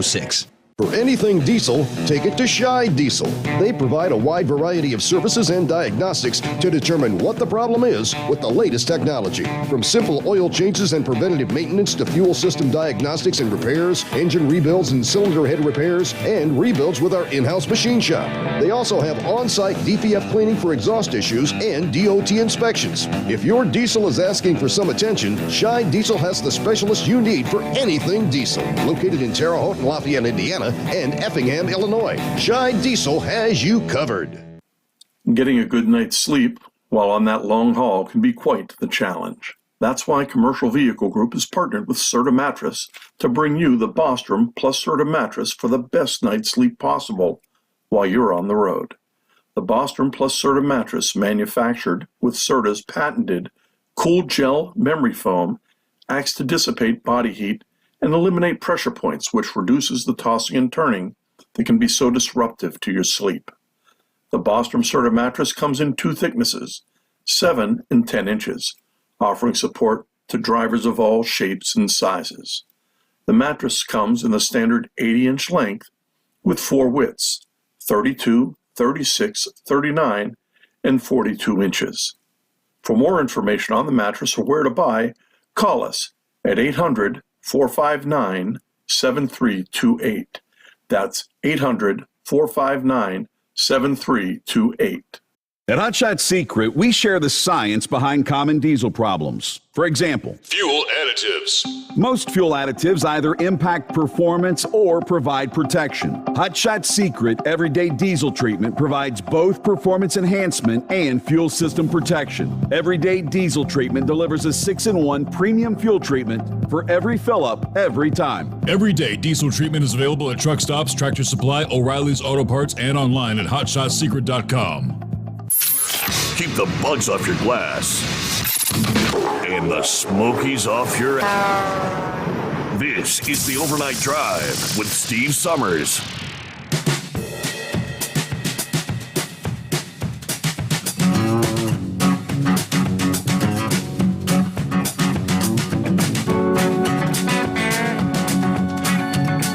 Okay, right back at it here. Where'd we leave off? Okay. Truck parking was the big topic of discussion. Little opinion piece from Landline. If a truck parks in the woods, does anybody care? Truck parking has been a problem across the nation, and this has been going on for decades. But many, are just unaware. On the latest episode of Live from Exit 24, OOIDA's Executive Vice President Louis Pugh and Director of Legislative Affairs Bryce Mongyan and some of the staff writers for Landline, Tyson Fisher, joined Mike Matusik identifying the problem, and they are offering some solutions for truck drivers around the country. Now, they said inconsistencies are a major component of the parking problem. For example, one Walmart may allow trucks to park on their lot while the other may not. There are differing local ordinances, or in many cases, it's just manager's discretion. Pugh said, who spent more than 20 years as a driver, described some of the problems he encountered on the road. He said, if I couldn't park at the customer, I wasn't able to find space that was optimal. I might have to park more than an hour away and wake up early to beat the traffic, or find a warehouse with lots of space and maybe leave before they open the next morning. Now, this is all major inconveniences for drivers, he explained. Some of the callers who joined in on the show expressed their frustrations with finding parking, pointing out how the electronic logging devices have actually complicated the matter. He talked about that last evening. The Truck Parking Safety Improvement Act is a $755 million bill crucial to improving the current parking conditions. A lot of our conversations are trying to educate lawmakers on just how big the problem is. We have not spoke to anyone who doubts it's a real problem. They just might not be familiar with it. Visibility has definitely increased over the past year, and this bill would be a big step in solving the issue. We know there's a lot of work to get to that point, though. Lack of knowledge presents a challenge with what they call the NIMBY crowd, the not in my backyard in the general public. I said, I think there's really a fundamental misunderstanding of the trucking industry. Many people have the wrong idea about what a truck stop is and what it can actually bring to their community. Each month when they do the rundown on truck parking proposals around the country, seems like almost any time there's a proposal for a truck stop to be built in a community, there is a pretty vocal opposition, always trying to say that it's going to bring prostitution, or it's going to bring drugs, and it's going to bring a lot of negatives to the community. Of course, oftentimes they talk about it's going to bring more air pollution, and all the things that go along with it. But all right, that was the topic, big topic of discussion this past day from Exit 24. Let's get live back to our calls. Would this be Lucas? Hey, Uncle Brent. What's going on, Luke? How we doing? I'm doing just fine, plugging away. Yeah, I was scrolling through Facebook and I saw you were live, and I figured I'd call in to say hello. Yeah. So, what are you up to these days? Is college back in session? Are we wrestling, or is everything COVID postponed? What's going on? Other than, getting tested basically every morning for COVID, wrestling's been on so far. Really? Yeah, we're off this weekend, and then we're into the Big Ten tournament next weekend. But COVID's been a factor of, a lot of teams haven't been able to wrestle because of, one person on the team had COVID, so, it keeps everybody from competing because of all the contact tracing and everything. Now you were in a big tournament here a few months ago that you actually won in your division. What was that tournament? I haven't been in a tournament in a while. Because after last time I competed before the year started, Midlands, which is it's a big tournament, but I ended up not placing. So other than that, just kind of been wrestling a bunch and trying to get the year started on a good note. So far, I think I'm doing well. So I don't know how far. How are things? I don't know how far back I was looking for that, because I saw some of this on the Flow Wrestling or whatever. Your dad had posted some of the links. Maybe it was a while back further than I realized. But so you're what college are you in again? Are you over in Illinois or? Yeah, I'm in Illinois. Okay, the Fighting Illini, would that be you guys? Yes, sir. We're the Fighting Illini. Okay. Well, everything's going okay on this end, since you're the big college boy now. We don't get to see you very often. Yeah, I know. They keep us here because they don't want us going anywhere. It's frustrating because I want to come home to see you guys, but they're like, no, you gotta stay here, because I got to come home for Christmas and I was home for 2 days, and then I had to come back here. Wow. Yeah, it's a pain. So how's everything else going on as far as curriculum and whatnot? Everything, are they doing in-class sessions, or are you doing a lot of online classes? What's going on at the college as a whole? So academically, it kind of depends on your major-wise. There's a few people that are in person. And I have some friends that have in-person classes, but for me, all of my classes are all online and over Zoom. Wow. And it's no contact. Everything's online. It can be really hard to kind of communicate with people because they expect you to do group projects with people that you can't, physically go and meet with a group because nobody wants to risk getting COVID, basically. Do they have any prediction when all this online stuff is going to end? Are they thinking, when the vaccine becomes available to college age students, that they may be able to go back to in class? Or I know that at least for here, it's given to the vaccine is given to workers. So we have students can sign up to work for basically the Champaign Health Department and kind of help with, all the testing processes. And I know that they get the vaccines, but other than that, I don't think students will be able to get it for a while. Mm-hmm. I think it's going to be one of those things where I think after coaches and everything start getting it, I think at some point they're going to make athletes get it just so that we can, start having fans and, Yeah.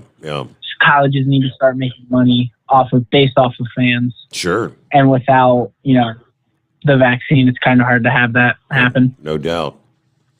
So if the vaccine were made available to you today, would you go ahead and take it, or? I mean, I wouldn't. I don't really want the vaccine. I already had COVID. So, I mean, do I think the vaccine would help? Maybe.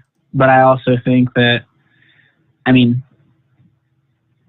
is just one of those things where you get sick, and depending on how well your immune system is how much it affects you, basically. Because I don't really believe in the whole age thing, because I've had friends where their granddad of 80 years old had COVID and he had a runny nose for the time being. And then I've had friends where their grandparents got it and they were put in the hospital. So I think it just kind of depends on your immune system and, everybody reacts differently. how well you live. Mm-hmm. Yeah.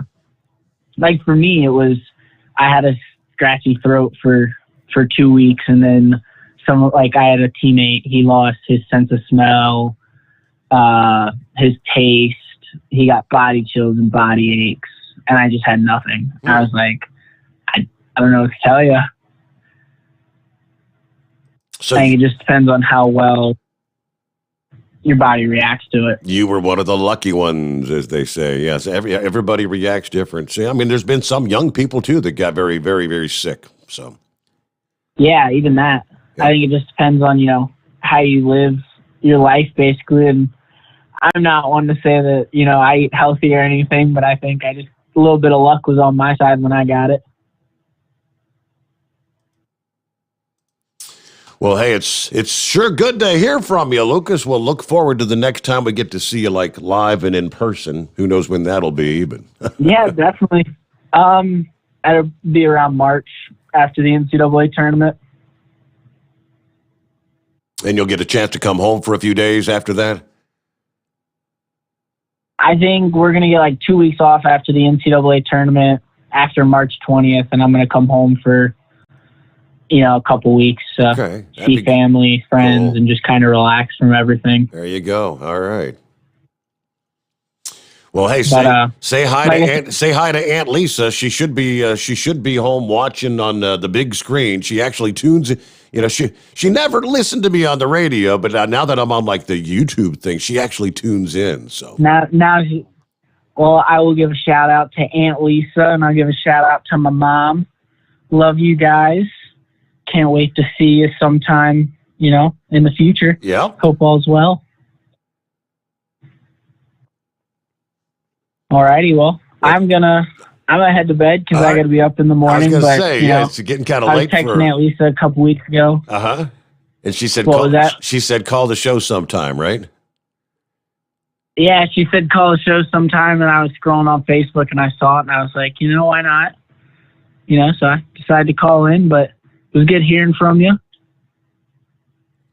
Thanks for checking in, young Lucas. Yeah. All right. May the force be with you.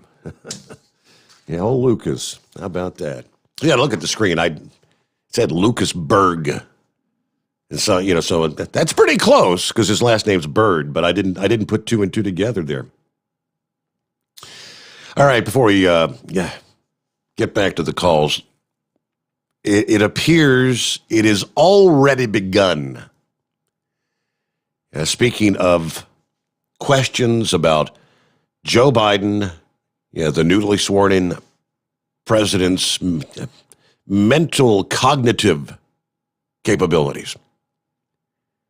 For so many, for months and months and months out there on the campaign trail, we talked about if he got off script, if he got off the teleprompter, he seemed to get lost. And that continues to this day. Now, separate from this story, I saw this past day, I forget who it was. I may try to dig that story back up, but one representative saying that, you know what? I think it was Lindsey Graham. I believe it was Lindsey Graham who said, I've known Joe for many, many years. And Senator Joe Biden, really, he felt was more of a moderate Democrat, not the far lefty that he appears to be today. And he said, that Senator Joe would not be signing all these executive orders that he's been signing since becoming president. He said he firmly believes it's AOC, it's Nancy Pelosi, it's Bernie Sanders, that Joe Biden is not the one that's really in control. I think he might be right about that.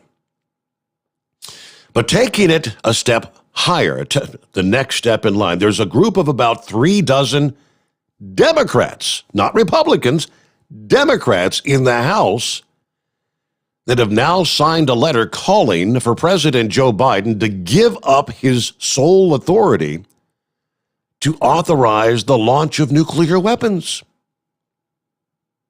They don't think Joe should be the one really totally in control. Vesting one person with this authority entails real risks, reads the letter. Spearheaded by Representative Jimmy Panetta, a Democrat from California. According to the Politico, past presidents have threatened to attack other countries with nuclear weapons or exhibited behavior that caused other officials to express concern about the president's judgment. Now, the letter continues, while any president would presumably consult with advisors before ordering an attack, there's no requirement to actually do so. The military is obligated to carry out the order if they assess it is a legal order under the laws of war. Under the current process and the current posture of U.S. nuclear forces, that attack would happen in minutes. The congressman went on to send a tweet this past day. ICYMI. I'm calling on the President of the United States to install checks and balances in our nuclear command and control structure. Past presidents have threatened nuclear attacks on other countries, and as we said, exhibited concerning behavior that may cast doubt on their judgment. They suggest several alternatives to the president's sole authority, which would include requiring other officials in the presidential line of succession, specifically the vice president and the Speaker of the House, neither of whom can be removed by the president if they disagree to concur with a launch order. That, my friends, is right out of the box, stripping Joe Biden of one of what has traditionally always been the president's sole discretion. The president has that authority. They now want Kamala Harris and or Nancy Pelosi to be able to actually yay or nay on that decision. Now, neither of them are president. But you tell me, does that not right there send the big flag up? The process has already begun. You're beginning to strip Joe Biden of his presidential powers and authority. And ultimately, they're going to work Kamala Harris into the president's seat in very short order. I don't think they're going to waste much time at all. But of course, those of us on the conservative side saw this coming a long time ago. I mean, going back months and months and months before Election Day even rolled around. We knew what was coming down the pike. But hello, Chevy guy. Yippee doodle. Like you said, buyer's remorse. That sounds like definite buyer's remorse. But then you're talking about minutes, even seconds when it comes to being attacked. Even less if they send a missile from a container ship.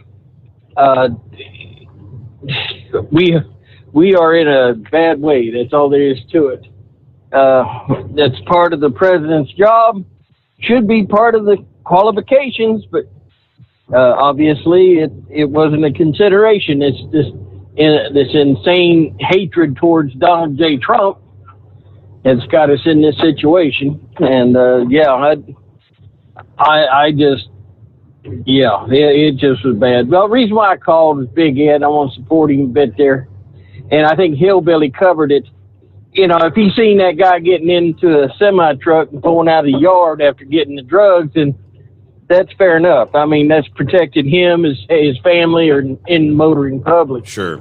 But over the years, I've seen some things, and like I said, my sister was a Dayton police officer. She's retired from up there. And I've seen things like I was sitting in Brooklyn waiting to get loaded, and a woman comes up, and she's got like a 2-year-old girl in a white dress, and she flips her up, and she ain't got anything on. And she said, "This is my baby girl's birthday. You want to celebrate?" And you understand what I'm saying. Mm-hmm.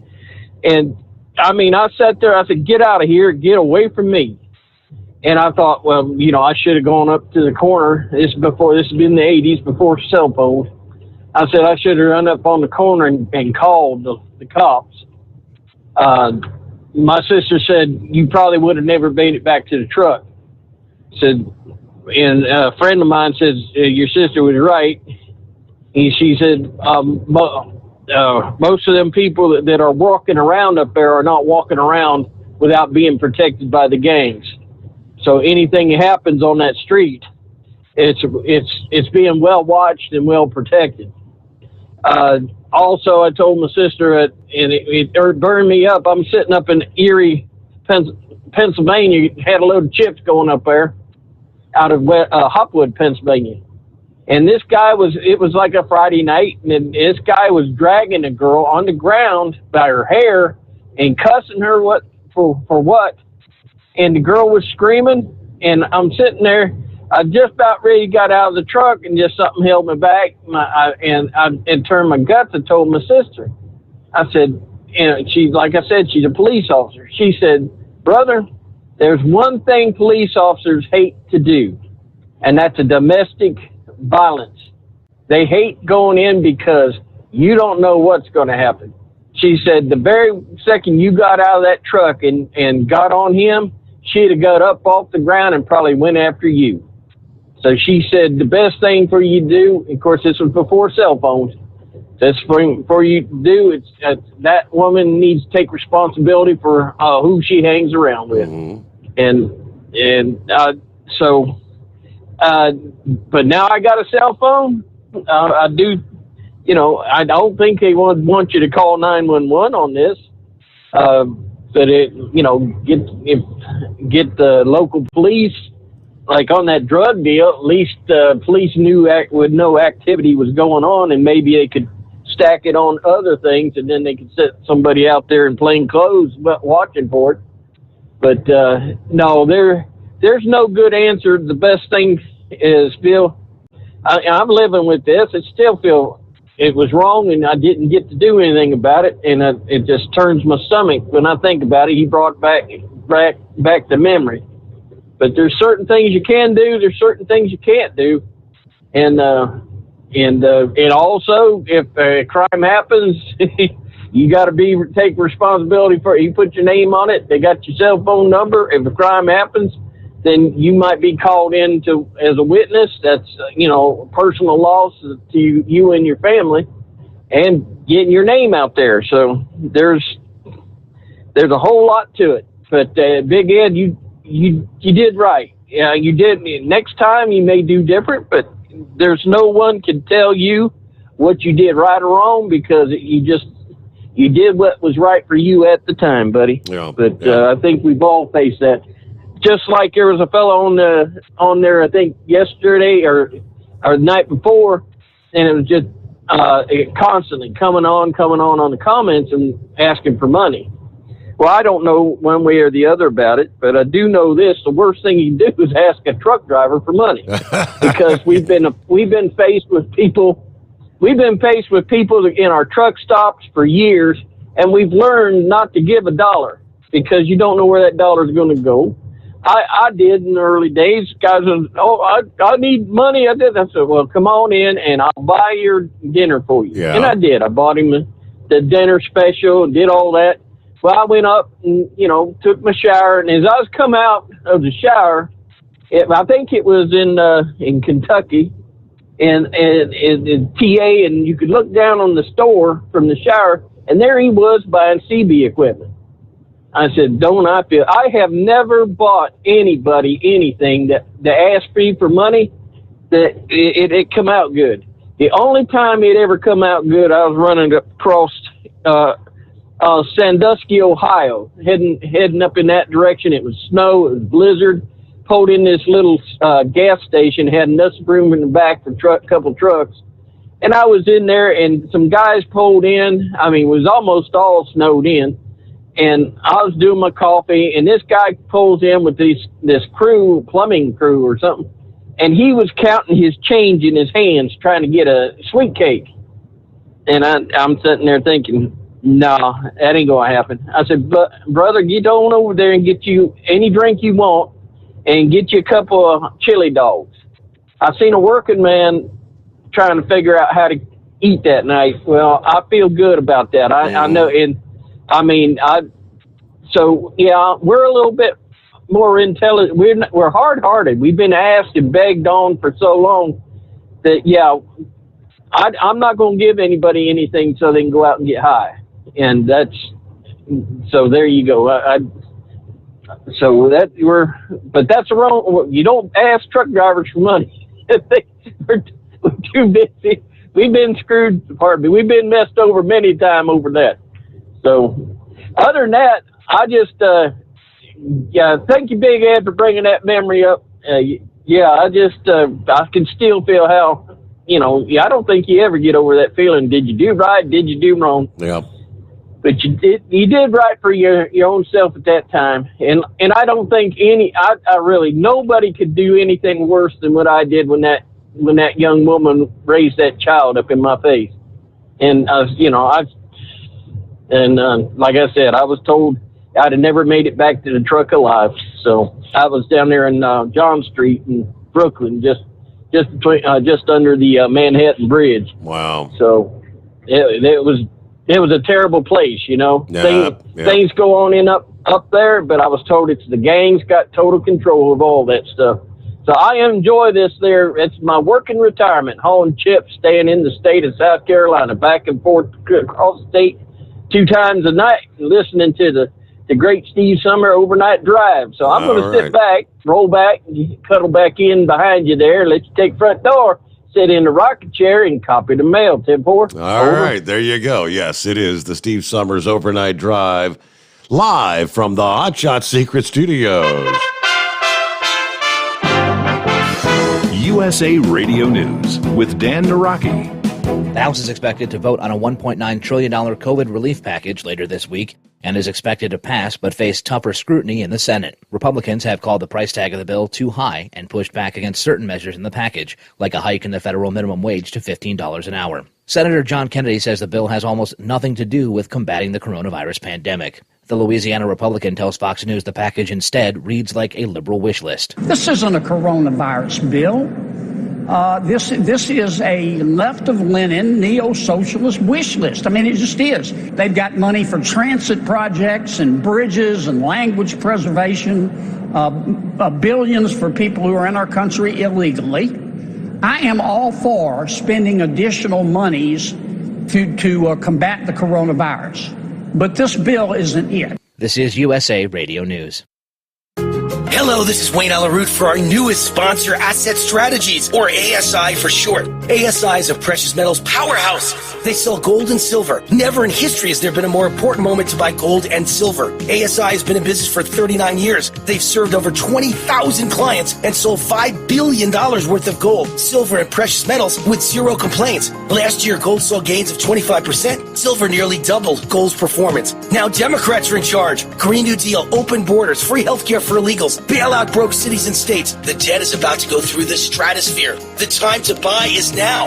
The owners of ASI, Michael and Rich Chekin, have been my close personal friends for 16 years. ASI is the company I trust when it comes to buying and selling precious metals. Call now to receive a free consultation and a free 1-ounce Silver Eagle with every qualifying purchase when you mention the Wayne Alaroot Show. Call 800-831-0007. That's 800-831-0007 or visit AssetStrategies.com. West Virginia remains among the leaders in the nation at getting COVID vaccines into the arms of its residents. Nearly 10% of the state's population have received both doses of the vaccine, with nearly all of the doses West Virginia has received being administered. Governor Jim Justice says his state's vaccination plan has been simple. He tells Fox News they've quickly mobilized as many resources as they could to administer the shots. Our model's real simple, and it's just this, is really, when it really boils right down to it, we got our local pharmacies, all of our local clinics, our National Guard stepped up, and we took off. And we took off with the people that we knew were going to die, and that was our elderly. And we absolutely got ourselves back in school because we vaccinated all of our teachers and service personnel right off the get-go from 50 and up. And absolutely, like I said over and over and over, there's a lot of good things going on right now in West Virginia. This is USA Radio News. Now you can fly anywhere in the world and pay discount prices on your airline tickets. Book a flight today to London, Paris, Madrid, or anywhere else you want to go. And pay a lot less guaranteed. Call the International Travel Department right now at Low Cost Airlines. 800-215-5141. 800-215-5141. That's 800-215-5141. The Scripps National Spelling Bee is back on this year. Last year's spelling bee was canceled because of COVID, the first time since World War II had been called off. This year's bee will happen in a mostly virtual format, with the in-person competition limited to a dozen finalists who will gather at Walt Disney World in Florida. It's usually held at a convention center outside Washington, where a larger gathering was not possible. And instead of compressing the entire competition into a week, it's called Bee Week. The bee will be stretched over several weeks, with the preliminary rounds to be held in mid-June, the semifinals on June 27, and the ESPN televised finals on July 8th. From the Texas USA Radio News Bureau, I'm Val Dior. The cancellation of last year's bee was a cruel blow to 8th graders who missed out on their final chance to compete after years of preparation. Spellers routinely study obscure words, roots, and language patterns for hours a day, sacrificing other activities and social life for a chance to become the national champion. Spellers are no longer eligible after they reach high school. And country singer Garth Brooks has revealed his wife, Trisha Yearwood, has tested positive for COVID-19. In a statement, Brooks said that the couple had been quarantining for the last 2 weeks after a member of their team tested positive. While his tests have remained negative, he says Yearwood is experiencing symptoms, but overall is doing okay. For USA Radio News, I'm Dan Naraki. At Hot Shot Secret, we share the science behind common diesel problems and their solutions. For example, ultra-low sulfur fuels. The primary function of diesel fuel is combustibility. One of the little-known aspects of fuel is its role as a lubricant to metal-on-metal moving parts. The introduction of ultra-low sulfur fuels diminishes the fuel's ability to lubricate because sulfur, which has been mostly removed, has lubricating properties. Hot Shot Secret Everyday Diesel Treatment with LX4 delivers unmatched lubricity. Third-party testing confirms that it takes 3 times the amount of leading fuel treatment to match the lubrication benefit of 1 dose of Hot Shot Secret. Everyday Diesel Treatment is a fully formulated 6-in-1 premium fuel treatment for every fill-up, every time. Everyday Diesel Treatment is available at truck stops, Tractor Supply, O'Reilly's Auto Parts, and online at HotShotSecret.com. Hot Shot Secret, powered by science.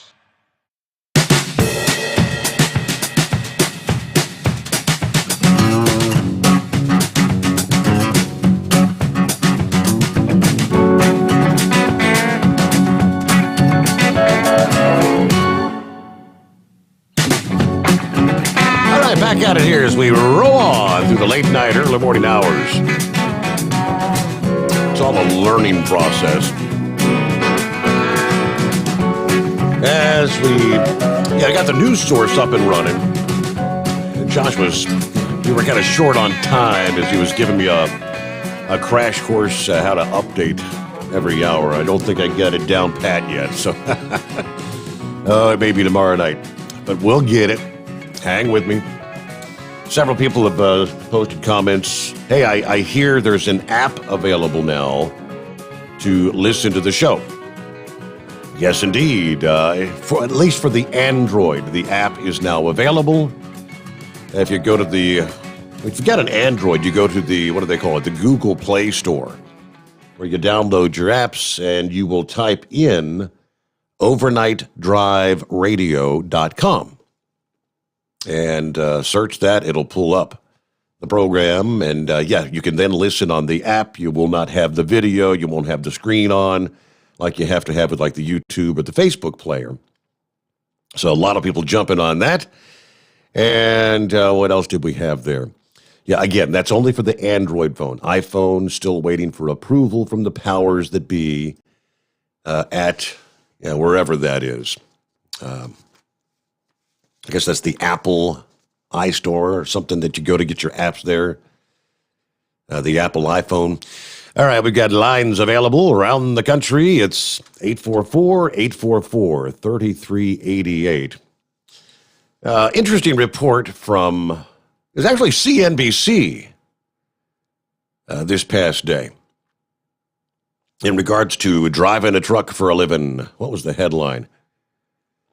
Trucking companies are offering full benefits and $50,000 pay to attract new talent. Most of the things you buy these days were transported on a truck at some point, correct? There's about 3.5 million truck drivers in the United States. The average salary, it says, is close to $60,000 a year. In 2021, there may actually be a shortage of drivers willing to move your purchases, though. If you're interested in applying, getting behind the wheel won't take long. Training to get your Class A commercial license takes about 7 weeks if you go full-time. You'll also need to be 21 if you plan to drive across state lines. Trucking companies come in many shapes and sizes, from delivery vans to dump trucks to 18-wheelers, and most important, they're always looking for new drivers. Now, they share a video.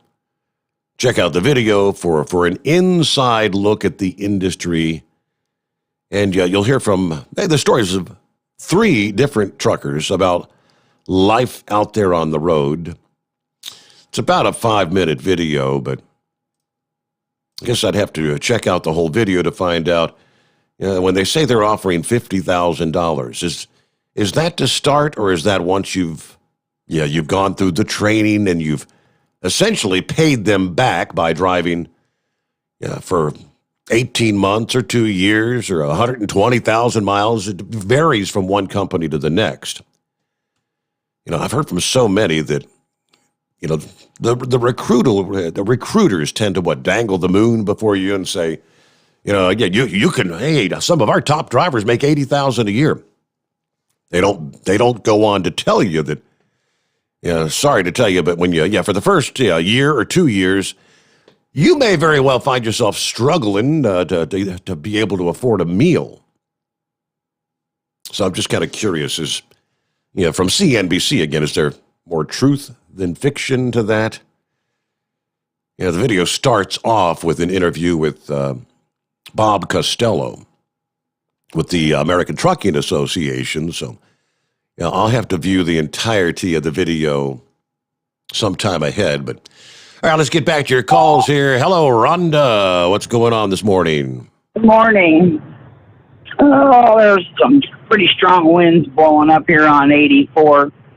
I'm in New York now, almost to Connecticut, getting whipped around pretty good. I do have a light load, but when it came to Big Ed's comments, I didn't hear whether or not he saw those guys get into a truck. He did not witness that. That was, he said he wasn't positive they were truck drivers, but where they were sitting, he said they looked like truck drivers and whatnot, so. Well, it was just a kind of a curiosity because, like the other guy said, once they got in, if he saw them get into a truck, that changes it into our business, because that kind of goofy crap is what makes us look bad and makes for more regulations for us. And you hear it all the time. Uh-huh. These guys out here wrecking because they're freaking high. The thing about that, and I totally agree with the move over law. I have friends that are wreckers. I'm on wrecker Facebook pages and stuff, and hear this stuff consistently. People don't move. But what they need to start worrying about is they've got way too many lights out here that are blue. Blue used to be, decorative lights is what I'm coming. Because even in construction zones now, if they've got high wires or got wires over a construction zone, they're using flashing blue lights to warn the dump truck drivers that there's lines there. Decorative lights on buildings, blue lights. And I remember years ago, we had a big throwdown here at AD because the drivers putting lights on the outsides of their trucks, which weren't colored lights because, we might have had blue or purple on the back of the cab, but that was it. Mm-hmm. And they made us take all those off. But, the deal with these guys stopping on the shoulder of the road for no reason, that needs to stop. Okay, those guys have half the time you'll see them sitting on the shoulder of the road. They have just passed an exit with 3 truck stops. In the daytime, there's no reason to be pulled over on the shoulder of the road when you just drove by 3 truck stops. Okay, that is just ignorance at its best. We all try to move that's been out here any amount of time. And it's just our own guys that do road calls at AD have been buzzed too and almost hit. Mm-hmm. And we've got lights on our repair truck. People just don't pay attention. My buddy Pat that does insurance and stuff over in Pennsylvania, a couple of weeks ago, they had 95 blocked off because they were cleaning a wreck up or had traffic stopped. And there was him and 3 state cops, and all the vehicles are marked with the lights. And some guy decided he was going to pass all the lights on the shoulder and go through because he was in a hurry. And I said, did they get him? And he said, yeah. And I said, was he drunk? And he said, no, he was just in a hurry and stupid. It's like, I don't know what they can do about it. It just, they're so used to seeing guys sitting on the shoulder of the road for no reason that they just don't pay any attention anymore. And people get killed that way because they don't pay attention when they pull out. But it was with Big Ed, if it would have been something like that nowadays with the recordings on the cell phones, if he would have seen them get into trucks after that, I think had it been me, I would have tried to get the company or let local law enforcement know that they did get in a truck and what truck they got into. Because we don't need that crap out here. We got enough to worry about without having to worry about the rest of that BS. So there was something you said earlier that got me to, I don't know what triggered it, but on Facebook the other night, somebody asked if anybody knew what the Montfort lane was. And you remember way back, Montfort was that big fast meat company out of Colorado that on Sunday nights, you better be out of the left lane on 80 in Pennsylvania or you were going to get run over. Really? They called it the Montfort lane. It was the left lane. And Sunday nights it'd be the Hunts Point 500. And those guys, and that was way back in the 55 days. I mean, it's been 20 years ago, 25. But they had the fastest trucks out here and you were guaranteed a job with them if your truck could beat one of theirs. Wow. So, but we were dragging the old timers out of the woodwork with that, and it was kind of humorous. So, but I remember the Hunts Point 500 when I drove for Shenandoah going east, 62-mile-an-hour truck. But you better not even think about getting in that left lane or you were going to get run over. Get your doors blown off, right? So that's it. And boys would go straight from, I think it was Greenlee, Colorado, that they run out of, and them boys that run around and run them back. So, but something else, I can't remember what it was. You know me if I don't make a flipping list. So, but tonight I got you on YouTube. As soon as I picked up the phone and clicked on your name, it came up on YouTube, and it's only blipped twice. I was too busy talking to Dad before I went to bed to try to load it on off of the app. But it's been working real good tonight on YouTube. Okay. All right. So, yeah, I was going to ask if you got a chance to download the app. Well, yeah, it only takes a couple minutes. Yeah, I mean, my wife sat down there and had it like in no time. So. Yeah, well, Dad, I always call Dad before I'm going to bed, so he knows that I made it wherever I'm going. You know, he's 90. As long as he's alive, I'm going to call him before I go to sleep, so he knows where I'm at and everything's all right. I did that instead of downloading the app, so maybe later. Oh, you also came up somewhere on TuneIn Radio. Correct. Somehow that popped up too. Yes. So, you know, that one there, that popped up the other night. So, but other than that, have a good night. It's 46 degrees over here, and I'm ready for spring. Okay, me too. And this is just a little teaser of spring right now. Yeah, the availability, listening to the podcasts, after the live show, there's a whole bunch of different outlets where you can listen to, like, once the show ends, you can listen to the previous program or any of the already recorded shows. You've got, of course, right. You want to listen live, you use the app or you use the YouTube or the Facebook. But if you go to the overnightdriveradio.com, you can listen on Apple Podcasts. You can listen on Google Podcasts, Amazon, TuneIn. It's up on Spotify to catch the podcasts. Yeah, they're getting it all loaded in there. So, yeah, very good. Thank you very much, Rhonda, for checking in this morning. What are you looking at? It's 844-3388. Chris, check it in via the email, steve@hotshotsecret.com. Chris, the night shift nurse, checking in. Got my coffee going, working on charting. Hope you're having a good night. Yeah, I actually drove a 26-foot box truck for a couple years delivering home medical equipment. That's how I got my start in nursing. Yeah, I actually loved being on the road. And I look forward to starting travel nursing soon. That'll be different. Travel nursing, huh? And from the Michigan Madman, what's he say here? Oh, I heard you talking to Red Mule about keeping up a swimming pool and above ground.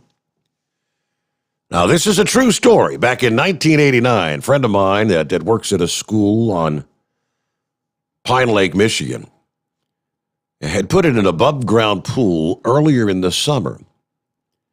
And it was one afternoon late in August. He was super hot, looking so forward to getting home and getting in the pool. Well, one of the kids, I think he was like 5 or 6 years old, got a hold of Grandpa's hatchet. Uh-oh. He had hit the side of the pool really low and punctured a hole in the side of the pool. And he could not believe it. Just could not believe it. The water was pretty much drained out when he got home. Oh, man, you talk about wanting to kill a kid. Yeah, I recall when I was about that age, 5 or 6. Yeah, my grandpa had a nice above-ground oval pool, big oval pool, where I first learned how to swim. But he also had kind of around the outskirts of the pool, gravel. Decent-sized rocks and whatnot. Well, being a kid, well, he's the one that taught me how to do skippers on the creek, get those flat rocks and skip them across the pool. These weren't really the skipper variety of rocks, but I had thrown a whole bunch of rocks in the pool. Yeah, why not? Kids will be kids, right? Making big splashes there in the water. Yeah, when Grandpa got home that day, he was pretty pissed. Who put the rocks in the pool? Who, me? What? Yeah, wait, don't look at me. What do you mean? I think I threw one in there. What do you mean? That may have been one of the few times Grandpa actually took his belt off. There's another thing about Grandpa. It was always the policy. If the belt comes off, it's going to get used. So you always knew, don't make him take the belt off. Once it's off, you're going to get a few licks. All right, what are we looking at here? About 22 past the hour. Got plenty of room for you here on a Wednesday. It's a Thursday, not Wednesday. I'm going back in time. Thursday morning. Made it through hump day. It's 844-844-3388. Now, we shared a story a couple nights ago. It was not yet confirmed that an audio transmission from an American Airlines flight, pilots having seen potentially a UFO. Well, it has now been confirmed. American Airlines has not ruled out that one of their jets encountered an apparent UFO over New Mexico last weekend. The airline confirming or verifying this past day the radio transmission from Flight 2292 that originated right here in Cincinnati and was destined for Phoenix. At about 1 o'clock in the afternoon Central Time Sunday, the transmission heard the pilot claim the unidentified object was flying right on top of him. Stephen Douglas, an experienced radio interceptor, as they call him, and a blogger named Deep Black Horizon, claimed to have heard the strange transmission recording from his arsenal of scanners. To which on the audio you hear them say, "Do you have any targets up here? We just had something go right over top of us. I hate to say this, but it looked like a long cylindrical object, almost looked like a cruise missile type of thing, moving really fast. It went right over the top of us." Speaking to Fox News this past day, in a statement, American Airlines indeed verified the transmission is from Flight 2292, but they said the channel should contact the FBI if you want more information. Now, the Sun has also contacted the FBI for further comment. Following a debrief with our flight crew and additional information received, we can confirm the radio transmission was from American Airlines Flight 2292, February 21, according to the spokesperson for American Airlines. Now, this mysterious incident occurred at about 36,000 feet during the flight between Cincinnati and Phoenix. The strange encounter, which happened in a remote region west of Des Moines, New Mexico, involved an A302 Airbus. Plane was apparently traveling at 406 miles per hour at the time. Now, early on, they said, this New Mexico, you've got the home of White Sands Missile Range, which is located in the southern part of the state. And, of course, the Department of Defense describes it as the largest fully instrumented open-air range. Scott Starnes of White Sands Missile Range said there was no test taking place on Saturday, or Sunday, rather, and pointed out the fact that, this was a distance of about 400 miles between the missile range and where this encounter occurred over northeastern New Mexico. He did tell Fox News, "We have no idea what it could have been or if anything similar has ever been cited." Okay. What's out there? But again, I did get to hear the audio this past morning, it's only about 20 seconds long, but the original report said the guy that was recording The transmission went from the plane to like the flight control tower, and then the response from the control tower got stepped on by another transmission from a different airport in San Antonio or something. So you didn't get to hear the whole banter back and forth between the two. But I found that rather interesting. All right, coming up, we'll get to horse feathers on the line this morning. And who we got? Baby Bear, I think, going to be checking in with us just ahead as well. You want to jump in? Lines available at 844-3388. So I guess the plot just thickened a little bit further for New York's Governor Andrew Cuomo, who's been under fire in recent days and recent weeks. The FBI investigation, the New York Attorney General investigation about, I guess you'd say, lying about the deaths of COVID patients in the nursing homes. We've all heard about that. Here comes another bombshell on Governor Cuomo. One of his former secretaries, Lindsey Boylan, says, "Let's play strip poker." She said, "I should have been shocked by the governor's crude comment, but I wasn't. We were flying home from an October 2017 event in Western New York on his taxpayer-funded jet. He was seated facing me, so close our knees almost touched. His press aide was to my right and a state trooper behind us. That's exactly what I was thinking. I responded sarcastically and awkwardly. I tried to play it cool, but in the moment, I realized just how acquiescent I had become. Governor Cuomo's created a culture within his administration where sexual harassment and bullying is so pervasive that it's not only condoned, but it's expected.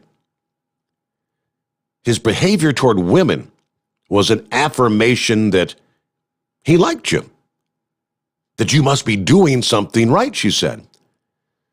"He used intimidation to silence his critics, and if you dared speak up, you would face consequences. That's why I panicked on the morning of December 13 while enjoying a weekend with my husband and 6-year-old daughter. I spontaneously decided to share a small part of the truth I had hidden for so long in shame and never planned to disclose. The night before, a former Cuomo staff confided to me that she, too, had been the subject of the governor's workplace harassment. Her story, much like mine, is seeing his name floating as a potential candidate for the U.S. Attorney General, highest law enforcement official in the land. That set me off," she said. To which now, she says, Andrew Cuomo abused his power as governor to sexually harass me, just as he's done with so many other women. Well, now, what does that mean? Many others are going to begin surfacing. It's kind of what happened to Donald Trump when they were looking to bring Trump down. The plot thickens for Andrew Cuomo. All right, a quick break here and get back to your calls. The Steve Sommers Overnight Drive, live from the Hot Shot Secret Studios. Live from the Hot Shot Secret Studios, the Steve Sommers Overnight Drive. Dean Michael, the tax doctor here. Are you tired of those tax problems following you around like a dark cloud, always in the back of your mind, losing sleep at night? Call me now and get your life back. 888-632-4506 or go to mytaxhelpmd.com. Pretending they're not there won't make them go away. The IRS isn't going to forget. They will levy your bank account and garnish your wages. Don't wait for that to happen. I'm not telling you these things to scare you. I'm telling you so you can benefit from my years of experience. Now is the time to act. 888-632-4506. For anything diesel, take it to Shy Diesel.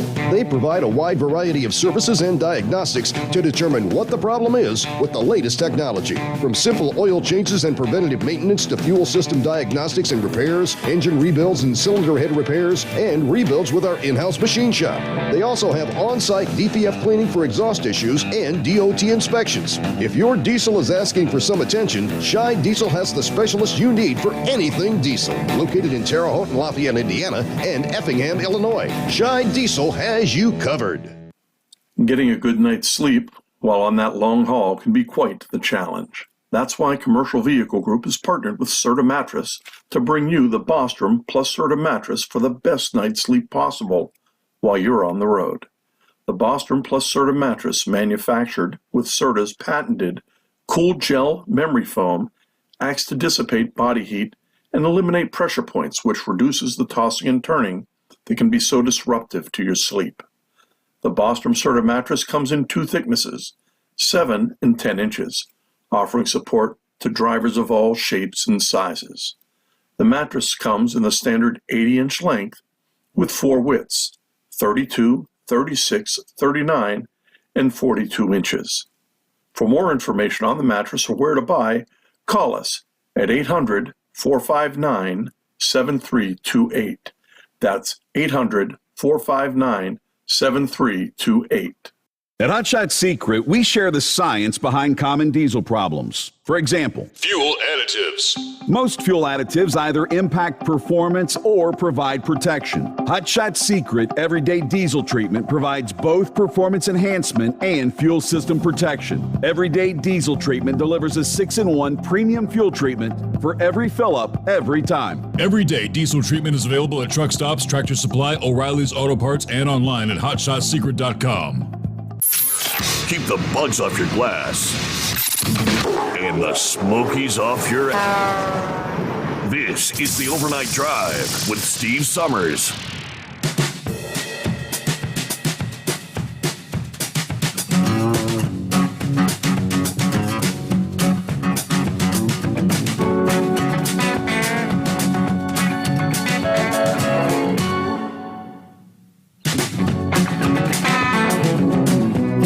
All right, back at it here. Again, made it through Hump Day, so we got a Thursday coming on. Yeah, weekend around the corner. Real quick, like other industry headlines, a list of the most congested bottlenecks for truck drivers in the country. Released by the American Transportation Research Institute. Now, this data compiled using GPS data from over 1 million semi-trucks and trucking companies analyzed more than 300 locations all over the country, nationwide last year. Now, of course, while the effects of the COVID-19 did impact traffic all over the country, demand for freight remained steady through the year, and the freight demand kind of paired with numerous construction projects that still resulted in congestion, even without the usual flow of motorists. While so many sheltered in place, trucks kept rolling, delivering those essential goods, large and small. According to CRST International President and CEO, unfortunately, congestion continues to impact our operations and affect our drivers' ability to deliver for America. Top 10 bottlenecks. Let's start with 10 and work our way to number 1. Number 10, San Bernardino, California, I-10 at I-15. Number 9, Rye, New York, I-95 at I-287. Next, St. Louis, I-64 at I-55 and I-44. Chattanooga, Tennessee checks in at number 7. I'm very familiar with this is I-75 at I-24. Yep. Number 6, Chicago, 290 at I-90-94. Now the top 5, Houston, I-45 at I-69, US 59. No surprise. You knew Atlanta had to be in there somewhere, right? Atlanta, I-20 at I-285 West. And Atlanta again, back-to-back, I-285 at I-85 North. Cincinnati. I didn't realize we were that far. Number 2 on the list, I-71 at I-75. That's the Brent Spence Bridge as we know it.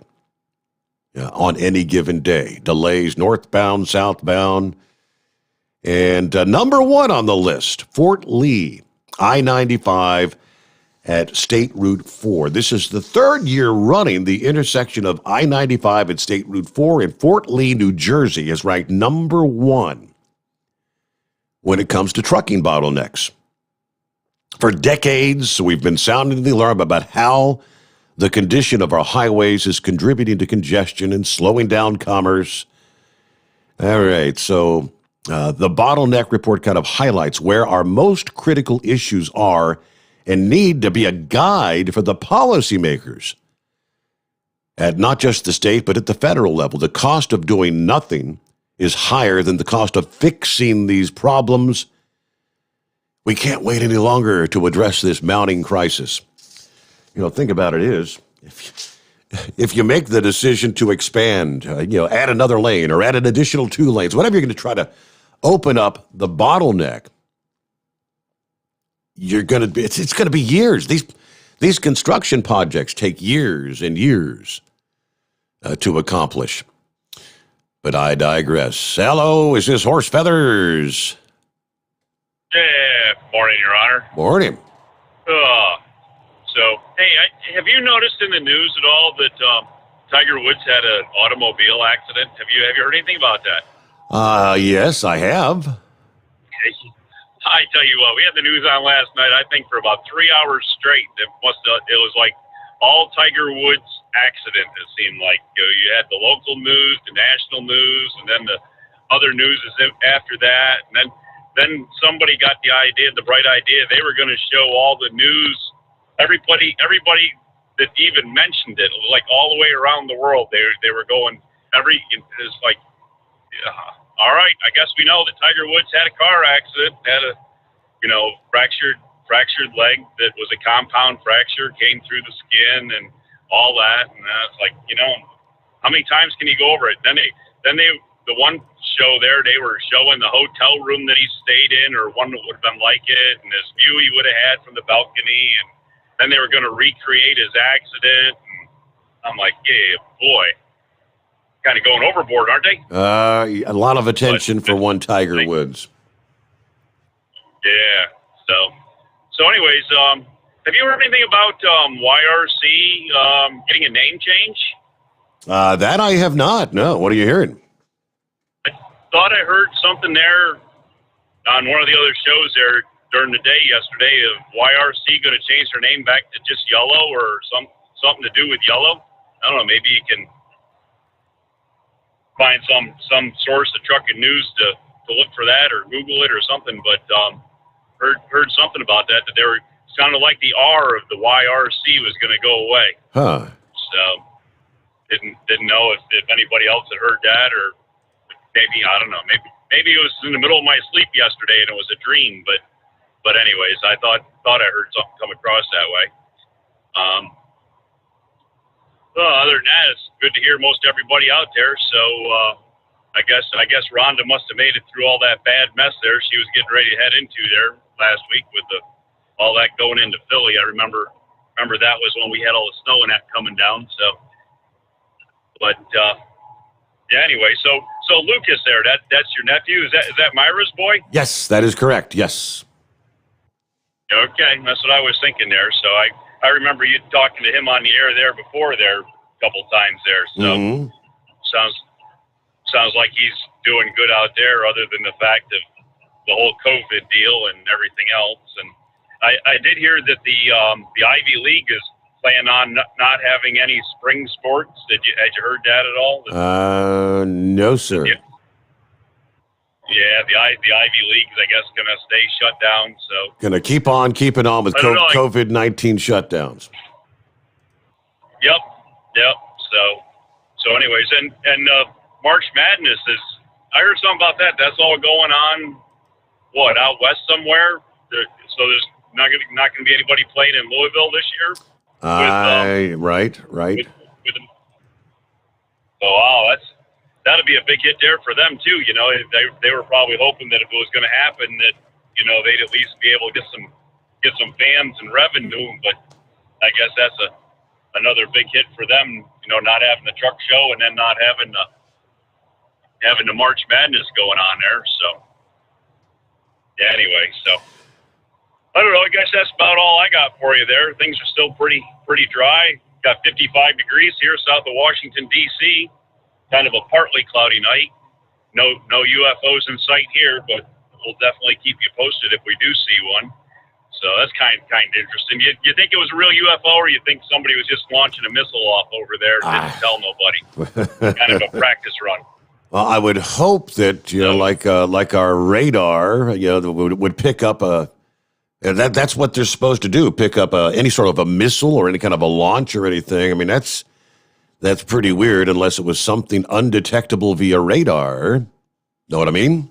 I was going to say, maybe our U.S. military's come up with something radar can't see, and maybe that would be good for us and against our other people that we don't like. Oh, wait a minute. Now our new administration, we like everybody now, don't we? We don't need to have that. We can put all that away. We don't need that anymore. So we're going to like everybody. We're going to like Iran, going to give them money and let them have their nuclear stuff, and we'll probably like North Korea, and we're going to like China a lot. So, yeah, we don't need to worry about that. We won't have any enemies. Now we got all friends. Okay? Anyway, so, yeah, with that, I guess we'll let you go there and go on and look for some more intelligent callers there, right? All right, and I'm looking at the March Madness schedule. Indianapolis is going to get all the biz. Okay. So, yeah, because didn't they usually split it up? There was usually had some out the Oh, West yeah, Coast, you like had Phoenix or something. all over the have place. Some out there. They have 4 or 5 different venues for the games. Yeah. And they say this year will be unlike any March Madness before. The entire men's basketball championship will be played in Indiana. The majority of the 67 games will take place in Indianapolis. Selection Sunday is, I didn't realize it was that close. It's 2 weeks away, March 14th. Yeah, the Final Four scheduled for April 3rd and April the 5th. Let me see here. They've got the dates for the various scheduled rounds. First round on Thursday the 18th and 19th. Round number 2, March 21st and 22nd. Sweet 16, March 27th and 28th. The Elite 8 on the 29th and 30th. Final 4, Saturday, April the 3rd. The big championship game, Monday, April 5th. Games will be played on 2 courts inside Lucas Oil Stadium, as well as Bankers Life Fieldhouse, Hinkle Fieldhouse, Indiana Farmers Coliseum, Mackey Arena in West Lafayette, and Simon Schott Assembly Hall in Bloomington. Only 1 game at a time at Lucas Oil Stadium. Teams will practice at the Indiana Convention Center with multiple courts set up inside that venue. All teams will be housed on dedicated hotel floors. Physically distanced meetings and dining rooms, as well as secure transport to and from the competition venues. CBS Sports and Turner Sports will continue to show all 67 of the games across their digital platforms. Well, you got TBS, CBS, TNT, True TV, and again, the digital platforms, including March Madness Live. So Indiana, the state as a whole, gets to kind of cash in. I don't see anything about whether will there be any fans in the stands or family members, or what the case is going to be there. All right, where'd we leave off there? About 15 before the hour. Hey, good morning, baby bear. Well, good morning. So 285, you don't say. Yeah, you can vouch for that, huh?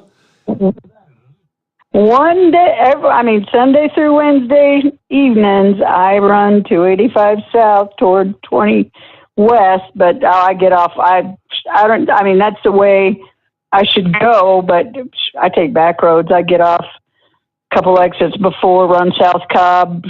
We, load up at the airport over there, Fulton County Airport. So, yeah, tell me. 285 is a mess.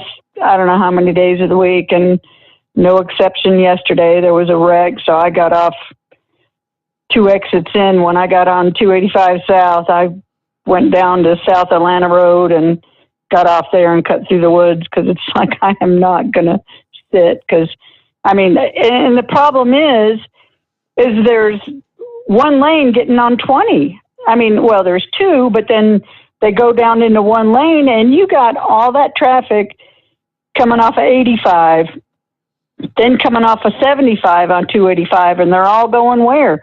20 west or going, that's the way they go around Atlanta. I mean, well, if you're coming off 85, you're going to go the other way.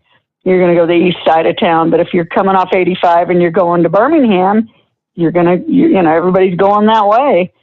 So, I mean, it's crazy, but it is what it is. And, going 85 north off of 285, that's Spaghetti Junction. I know you know what that is. Oh, yeah, It's definitely. all the overhead bridges, and it's crazy. But I wanted to let anybody know that's going 75. I just made it home, and at I-75 north at exit 263, there is a big old SUV, kind of looked like a Suburban or something big, but it was underneath the back of a tractor trailer. And I kid you not, that tractor trailer probably right on the other side of the steering wheel, the truck was sticking out of the back of the cab of the SUV was on the left side of the truck, but that rear of that truck was in the passenger side all the way through the back seat. Wow. They actually had straps around the trailer and a crane, and they were trying to lift the trailer off the truck when I went by. So everybody's slamming on brakes there, and so that's a nice slowdown this morning. And there was quite a bit of trucks coming north. So, and also I wanted to say, for anybody, I've heard a lot of comments about the YouTube app being bright, the screen bright. Well, on my Android phone, all I got to do is hit the bottom left, and it minimizes it to like a little 2-inch, 1-inch green square. I mean, that's about all you see. So it's not bright at all. And, I dim my phone all the way down, and my phone, is basically Velcroed to my dash. Because I can actually minimize you, and then my Google Maps will overlay over that. So I kind of not understanding why everybody's complaining about the brightness when you can just minimize it. Okay. Minimize it, and it's just a little square. Well, now, of course, you've got you can do the app and not have to have the screen on at all. So. Right. See, I like listening to YouTube. I mean, that's just as easy for me. Okay. But, and I just was trying to be helpful. Sure. Absolutely. But anyways, and I got my comment to Rhonda on the truck drivers on the side of the highway. That drives me up a tree. But you know what the problem is? I have no You idea. still got me? What is the problem? Okay. I have no idea. Mm-hmm. Well, these kids go to truck driving school, right? 7 weeks, they're out. They might be with a trainer for a little bit. The problem is they don't learn to freaking back.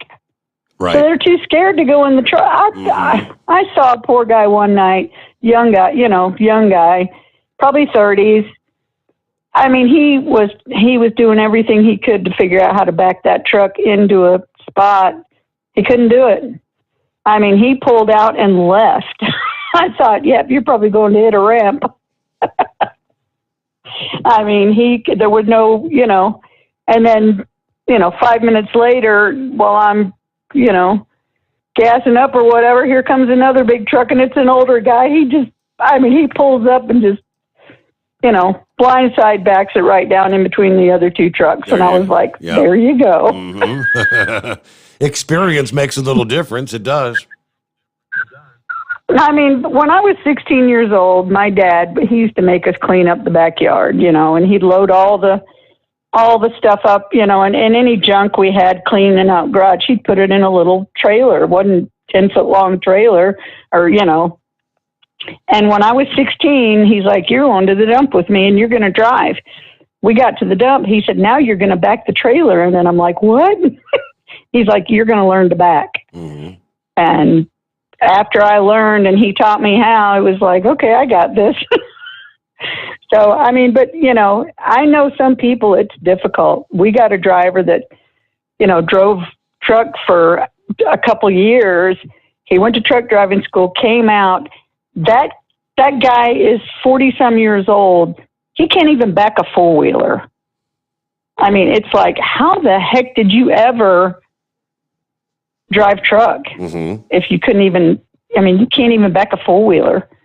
I mean, when we're, we meet a plane and we have to back up to the plane, I'm usually backing up next to the wing or next to the side of the plane, the Learjet, to where the pilot is.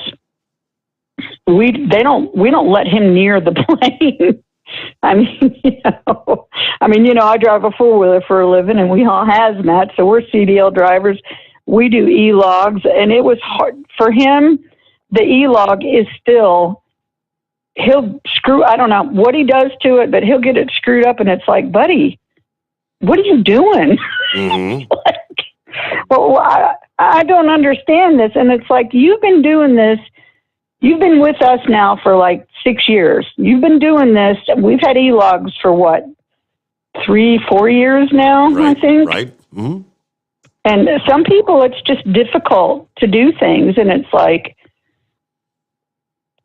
why are you even, I mean, apparently he's happy enough for what he does, but it's just, he wears us out at times with questions and trying to figure things out. And it's like, oh my gosh.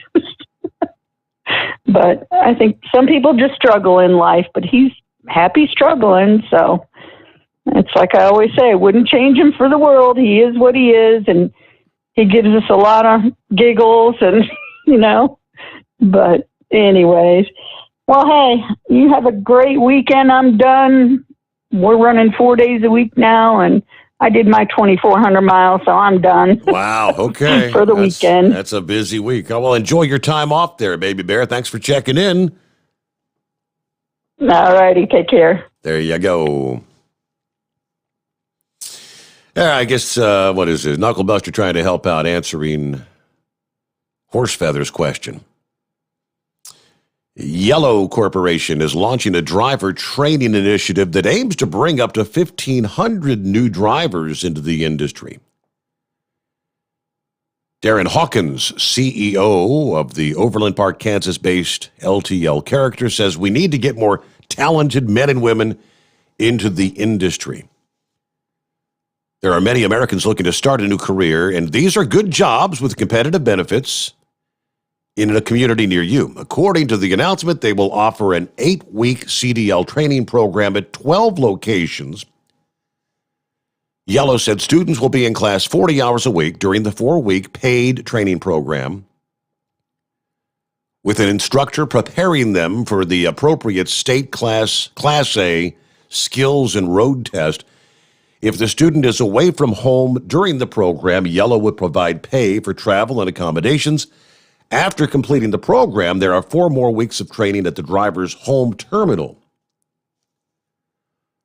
Hawkins says we are growing our own CDL drivers.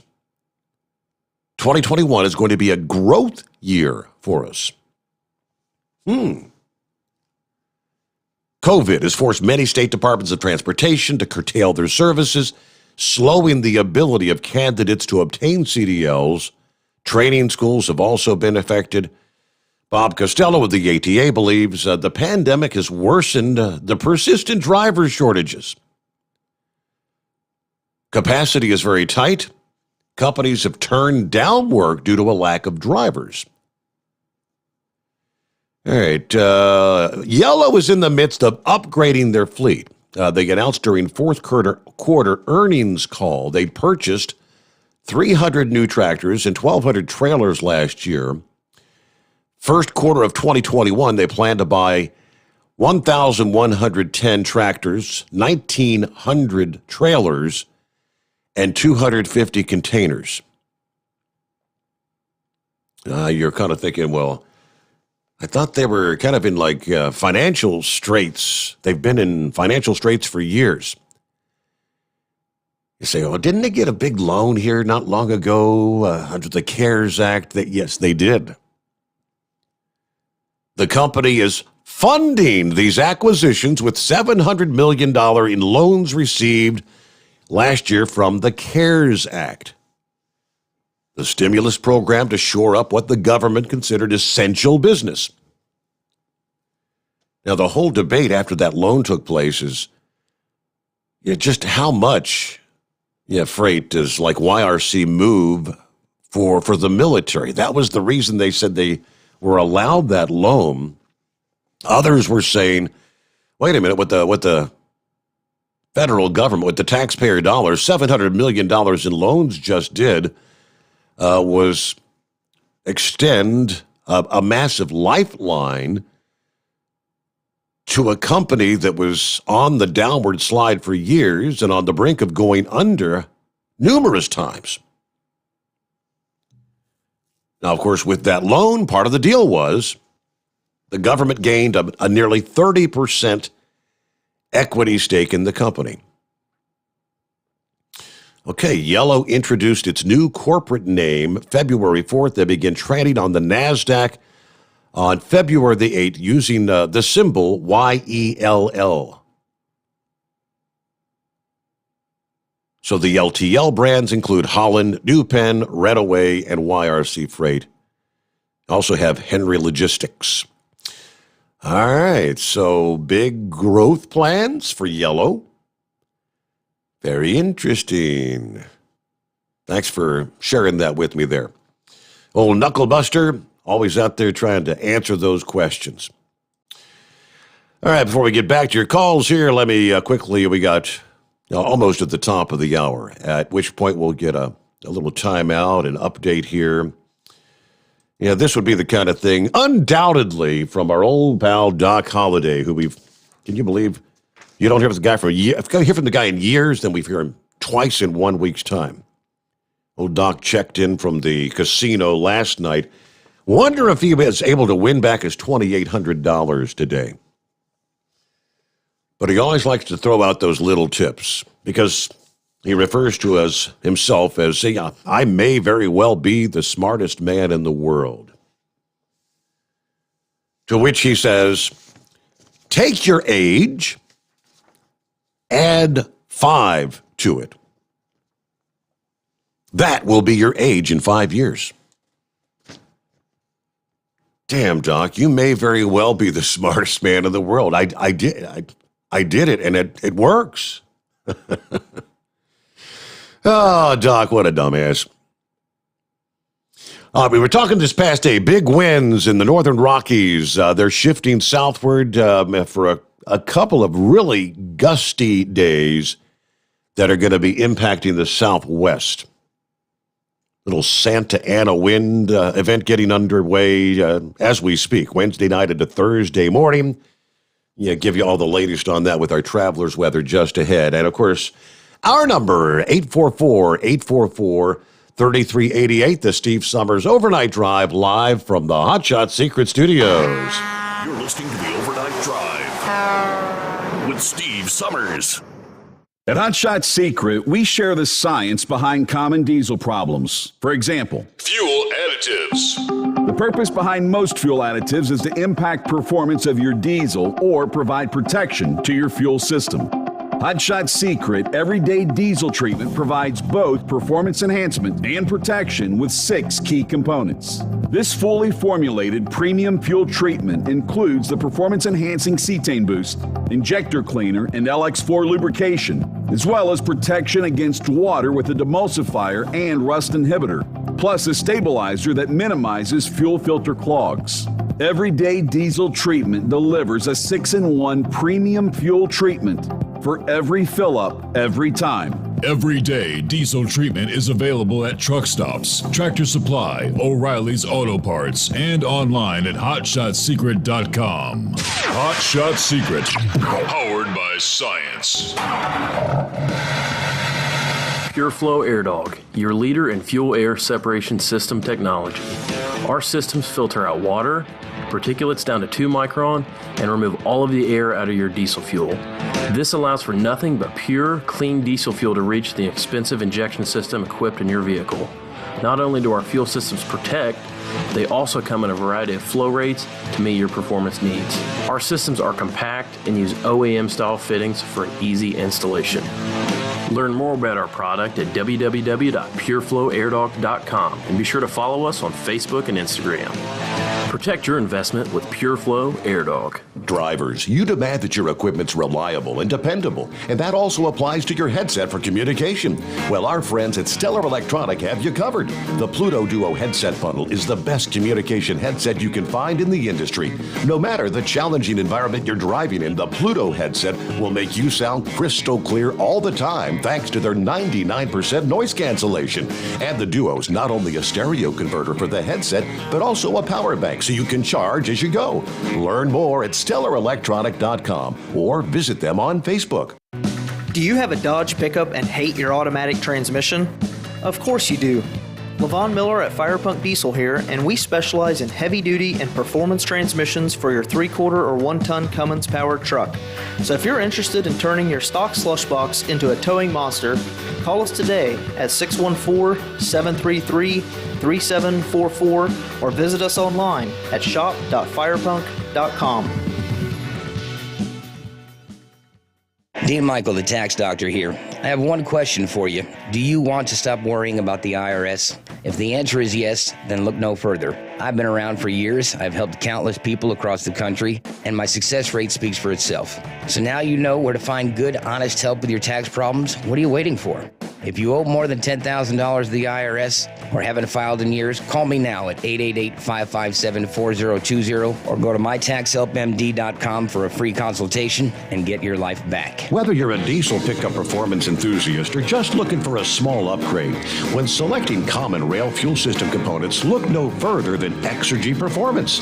At Exergy, you'll find injectors, pumps, and more, engineered like no others on the market using state-of-the-art equipment run by people that have been in the business for decades. So if you're in the market for common rail components at any power level, contact Exergy Performance or one of the many dealers listed on our website at exergyperformance.com. At Hot Shot Secret, we share the science behind common diesel problems and their solutions. For example, ultra-low sulfur fuels. The primary function of diesel fuel is combustibility. One of the little-known aspects of fuel is its role as a lubricant to metal-on-metal moving parts. The introduction of ultra-low sulfur fuels diminishes the fuel's ability to lubricate because sulfur, which has been mostly removed, has lubricating properties. Hot Shot Secret Everyday Diesel Treatment with LX4 delivers unmatched lubricity. Third-party testing confirms that it takes 3 times the amount of leading fuel treatment to match the lubrication benefit of 1 dose of Hot Shot Secret. Everyday Diesel Treatment is a fully formulated 6-in-1 premium fuel treatment for every fill-up, every time. Everyday Diesel Treatment is available at truck stops, Tractor Supply, O'Reilly's Auto Parts, and online at HotShotSecret.com. Hot Shot Secret, powered by science. Live from the Hot Shot Secret Studios, the Steve Summers Overnight Drive.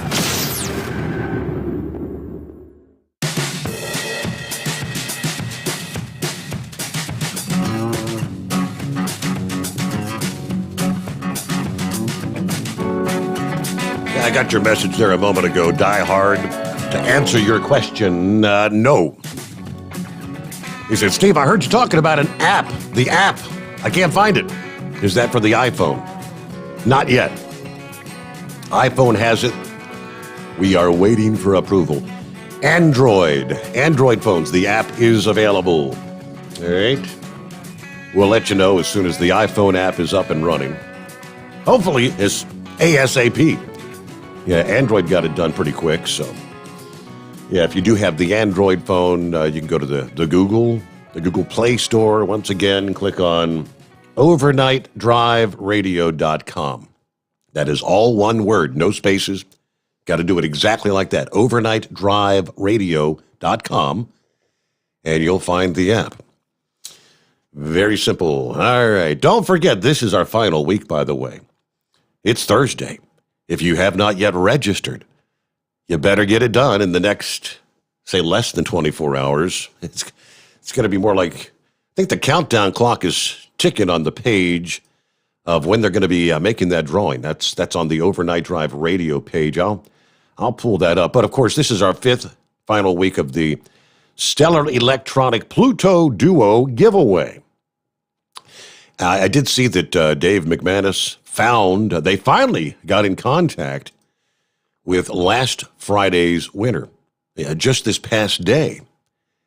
And I did share, he posted a little video this past morning from wherever the heck he was, somewhere where it was very comfortable outside because he was in a T-shirt. He wasn't all bundled up. But yeah, we've got last week's winner of the Pluto Duo headset. We'll be giving one of those away. Again, pulling the winner later on this afternoon.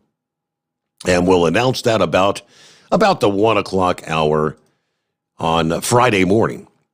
Right about the time we'll be talking, of course, don't forget, Dean Michael, the tax doctor, will be joining us for our first, hour and a half tomorrow night. It depends on if we've got some calls, people want to talk about taxes, got questions and whatnot. So let's see. Countdown clock says 12 hours, 51 minutes to get registered for our giveaway. So that's our top prize, $200 value, the Pluto Duo headset from Stellar Electronic. Second place, $175 value. That's the Hot Shot Secret Big Rig Duo. 2 64-ounce Hot Shot Secret Stick Shift Eliminators, 2 64-ounce Hot Shot Secret Diesel Extreme. Yeah, get that old truck running like it ran the day it came off of the dealer lot. Restoring your power. All the benefits of the the Hot Shot Secret products. And trust me, they work. So again, get yourself registered today. OvernightDriveRadio.com is where you register for that. And where did we leave off there? Let's get to the Big Moose. Big Moose is on the loose. What's happening? Hey, bud, you was talking about them kids chopping a hole in the swimming pool there, you know? Yes. Well, years ago, my sister and brother-in-law moved up here from Tennessee, and they stayed with us for, I don't know, it was probably 2 or 3 months, and then until they got them a place. But anyway, my nephew, his big thing when I come home, he wanted to go rent a movie, you know, and that was the big thing back then, go rent them VHS tapes. Oh, know? Yeah. So I went and rented that movie, Christine. You remember that Stephen King movie about the car that was possessed by the devil, you know? Well, we watched that, and that freaked that kid out, man. I mean, he just freaked out. So they had already moved away, and this was probably 6 months later. I get a call from my brother-in-law, and he is irate. I said, man, what's the matter with you? He said, Arthur, that's my nephew. He said, we got up here, we ain't been in this house for 2 weeks, and the neighbors apparently had a Plymouth Savoy. And a Savoy is basically a 4-door version of that Fury, you know. It looked like Christine, but it was a 4-door version of Christine, and that nephew of mine went over there and worked that thing over with a roller skate so he could watch the dents pop back out of it. Oh, man. And, oh, yeah. So needless to say, that cost me, I think, about $950 to get their new neighbor's Plymouth Savoy, get all the dings hammered back out of it and the paint touched back up. But that was kids being kids, I guess. But for some reason, I got the blame for that. Yeah. It was good times. I've always done it. I guess my biggest thing was I've always been a big kid myself, so I've never been the disciplinarian in the whole, you know, parent-child scenario. Right. I can only imagine. And they've always ended up. You never did anything stupid as a kid, right? You never did anything dumb. Oh, no. No, that's like, you know, them boys of mine, I went and bought them Honda 50s, you know, quick as they was big enough to ride them little dirt bikes. They all had them Honda 50s, and much to the chagrin of their mother and grandparents, you know, I was always doing something to get them in trouble, but they all turned out pretty good.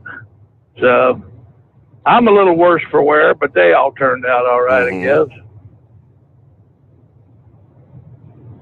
Now, and Big Ed called me, and I was in bed. What's going on? I missed something. I got out of bed late tonight. What was going on with Big Ed there? Well, he was just kind of inquiring about, he was at a truck stop, and he said it was a big name truck stop. I can't remember where he was, but a couple of guys, which he believed were truck drivers, sitting out there smoking crack.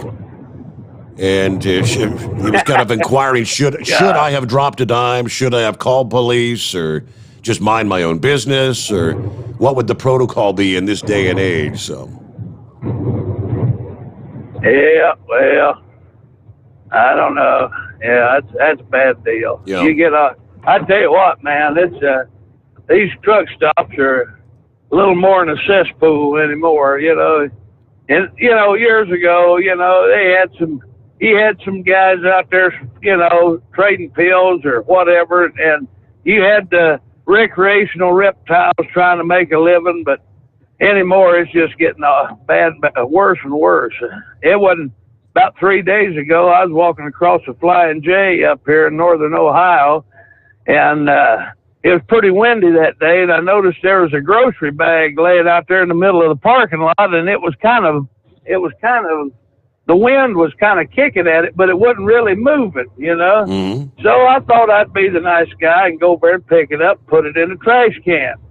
Till I got over there and seen what was in it. Apparently, somebody had used a Walmart bag like an outhouse, tied it up and dropped it out the window there in the parking lot. Oh, boy. Needless to say, that was one piece of litter that stayed right where it was because I wasn't touching it. I don't blame you. Well, keep it between the solid and the spotted, Betty. I'm going to get on down the road and we'll catch you later.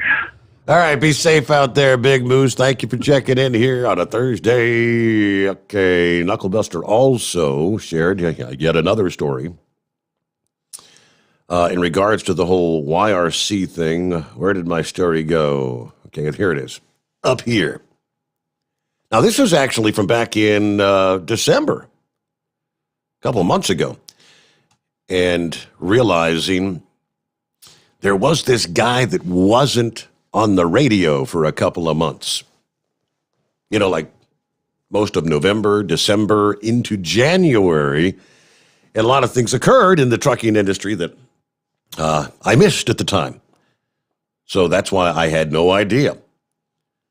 From logistics management, it's becoming apparent the name change at Yellow Corp, the holding company formerly known as YRC Worldwide, is the least of the changes occurring to the companies controlling 10% of the LTL market. There are operational changes occurring at networks run by YRC Freight, as well as the regional subsidiaries, New Penn, Holland, and Redaway, and Henry. First, the name change. Yellow adopted the YRC Worldwide moniker back in 2006, as then CEO Bill Zoller said at the time. Simply put, the breadth and depth of the enterprise is greater than the name Yellow Roadway conveys. As we now operate in over 70 countries around the world, our services have expanded to encompass logistics as well as global, national, regional transportation. Yeah, that was then. Today is different, Hawkins says. Through attrition, sales, and other dispersals, Yellow today is a North American transportation company flush with $700 million cash, the infusion from the COVID relief, the CARES Act, that allowed Yellow to buy about 300 new tractors, 950 trailers, or will do so in the coming quarters. YRC Worldwide has not had global pursuits in a decade. YRC Worldwide is not representative of our true mission, which is North American LTL freight. Turns out Yellow was not an automatic choice for the new branding. Hawkins disclosed the company performed some customer research on several alternatives from name recognition, awareness, reputation. Yellow fared well, he said. It's one of the three primary colors, after all, so it just made sense to do it. It is synonymous with North American freight. Along with 333 terminals that comprise the North American freight network, changes are coming. Yellow is embarking on an ambitious optimization project. And unlike other LTL carriers, which have tried this transformation, Hawkins said, yeah, we're not in no rush with Yellow. Among other things, the $700 million infusion buys besides new equipment will be time, he says. We're in the early innings of a ninth inning game. We're in the second or third inning. A lot of planning has been done, but what you do in this market with physical freight, it's a process you got to work through.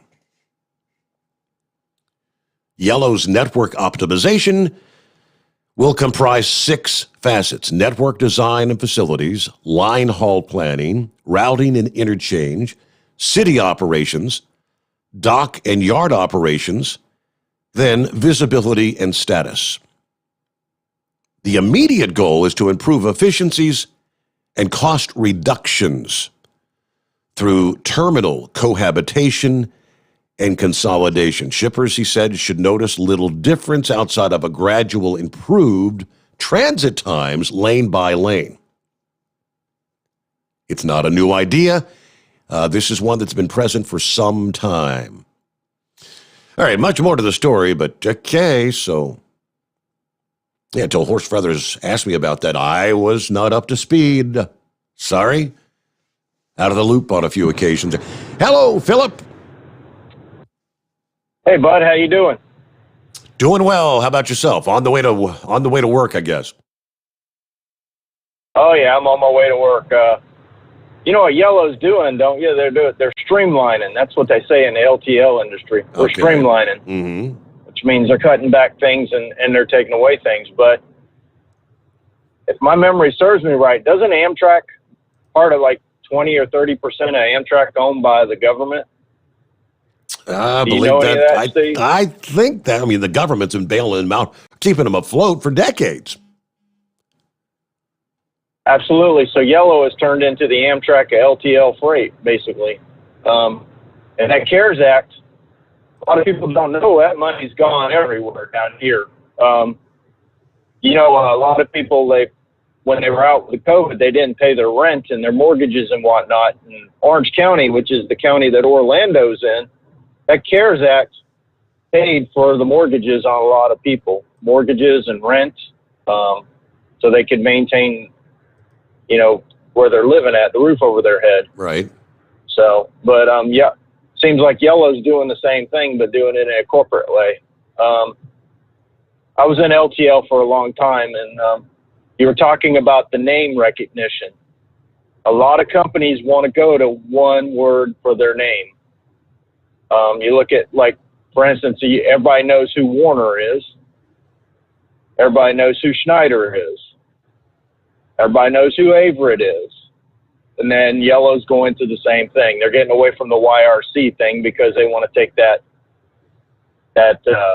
moniker away because of the situation with Roadway when they got Roadway. How many Roadway terminals did they shut down? They shut down a ton of them when they formed YRC. And they're still streamlining. They're going to and changing their routes. They're just making things. They're cutting it down. But those new drivers, I wonder, Steve, are all those new drivers going to be in the union? Do you know, Steve? Good question. Good question. 1,500 new drivers, and yeah, I don't know. It seems like since they're the union contract with YRC, that's probably in there. The new hires will be automatically a part of the union, I would presume. Now, it just depends on how they do it. You know, they could do a separate corporation and have them guys in one corporation that could be non-union. We've seen Central do that, and we all know who Central is. They pulled all their guys out and started off a new thing. You know, I mean, it's one of those things. I know it's business. Don't get me wrong. I've seen it over the years with companies, especially with trucking companies. God knows how many I've seen do this. Pull out and do that one thing. As far as Big Moose goes, you know, he said he's not disciplining kids anymore, but yes, he is disciplining kids. He's disciplining adult kids with them drivers after what I heard with that one guy that didn't haul that load correctly. And I don't blame him for letting that young man go, because you don't sit at the house eating Cheetos while you're out there. You got load that needs to go down the road. I understand that one. He needed to do what he needed to do, and hopefully it woke that young man up as far as truck driving goes, because you got to get out there and get them loads from point A to point B so people have their stuff, especially when they pay the price that they pay. So I'm along with Big Moose on that, but he just went from disciplining kids to disciplining adults, and basically that's part of the business. And it's the same thing, Big Moose, by the way, and in certain ways, the only difference is when you have something from the beginning to the end, it's a little different. But when you have drivers out there, they can be the beginning of your company and also be the end of your company. So. Right. Well, that's all I got to say, Steve. You have a good one, buddy. All righty. Thank you much. Appreciate you. As always, have a safe day, whether you're working at Wally World or in Mickey Mouse World, whatever not sure which, because he does both, right? Looking at the post from Sean several hours ago, he said, the hell, no wonder the U.S. Postal Service is losing money. I bought something off eBay. Package started in Wilmington, Ohio. Now, that's like halfway between Columbus and Cincinnati. So it's going back in time. They got a tracking number on the 22nd. 23rd, here a couple of days ago, origin acceptance in Wilmington, Ohio. So the package starts there in Wilmington. Then you send it up to Pittsburgh or Warrendale, PA. Processed through the U.S. Postal Service facility there. From there, it's on down to Cincinnati, processed through the U.S. Postal Service facility, Cincinnati, Ohio. Yesterday, it went from Cincinnati to Columbus, Ohio, processed through the U.S. Postal Service facility there. Now, remember, it started, right there, halfway between Cincinnati and Columbus. He said, hopefully, it'll make it to my place tomorrow. Now, I was in Columbus on the 24th. This is the 25th. That's crazy.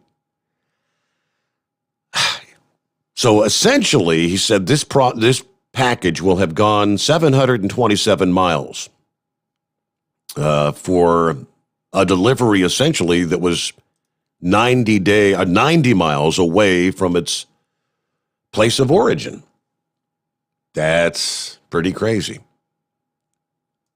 Okay, let me get to the Jolly Green Giant. Good morning. Good morning, Steve. I was talking to Sex Maniac tonight, and he was talking about the Democratic Party being a bunch of liars. And I had to correct him, and I said, excuse me? I said, you just describe all politicians. You didn't describe the Democrats. I said, what about the Republicans? Are they any better? And he kept on and on and on about the Democratic Party. Well, I want to remind everybody, who's been holding up these stimulus checks? Would somebody please answer that for me? Well, I could answer it Steve, for you. I could answer. Yeah, I know. The Republicans, right? Well, and what's the reason they're holding them up? That's the key to why.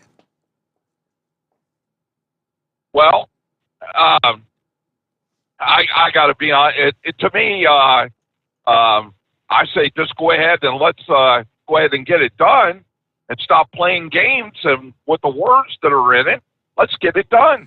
You know, I mean, that's just that's where that's just bending over or acquiescing or giving in to the Democrats. Because if you're paying attention to the news, this is a $1.9 trillion package with a T.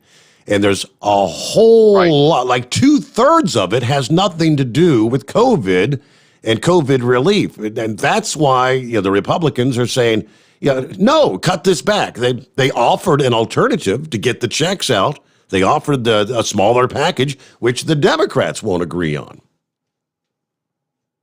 It sounds like I ain't got the whole story. I don't really watch the news, to be honest with you. I'm a night person. I'm not a day person.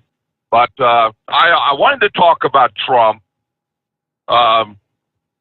You were talking yesterday about that thing that's going on down there in Florida and how he is going to run for president again.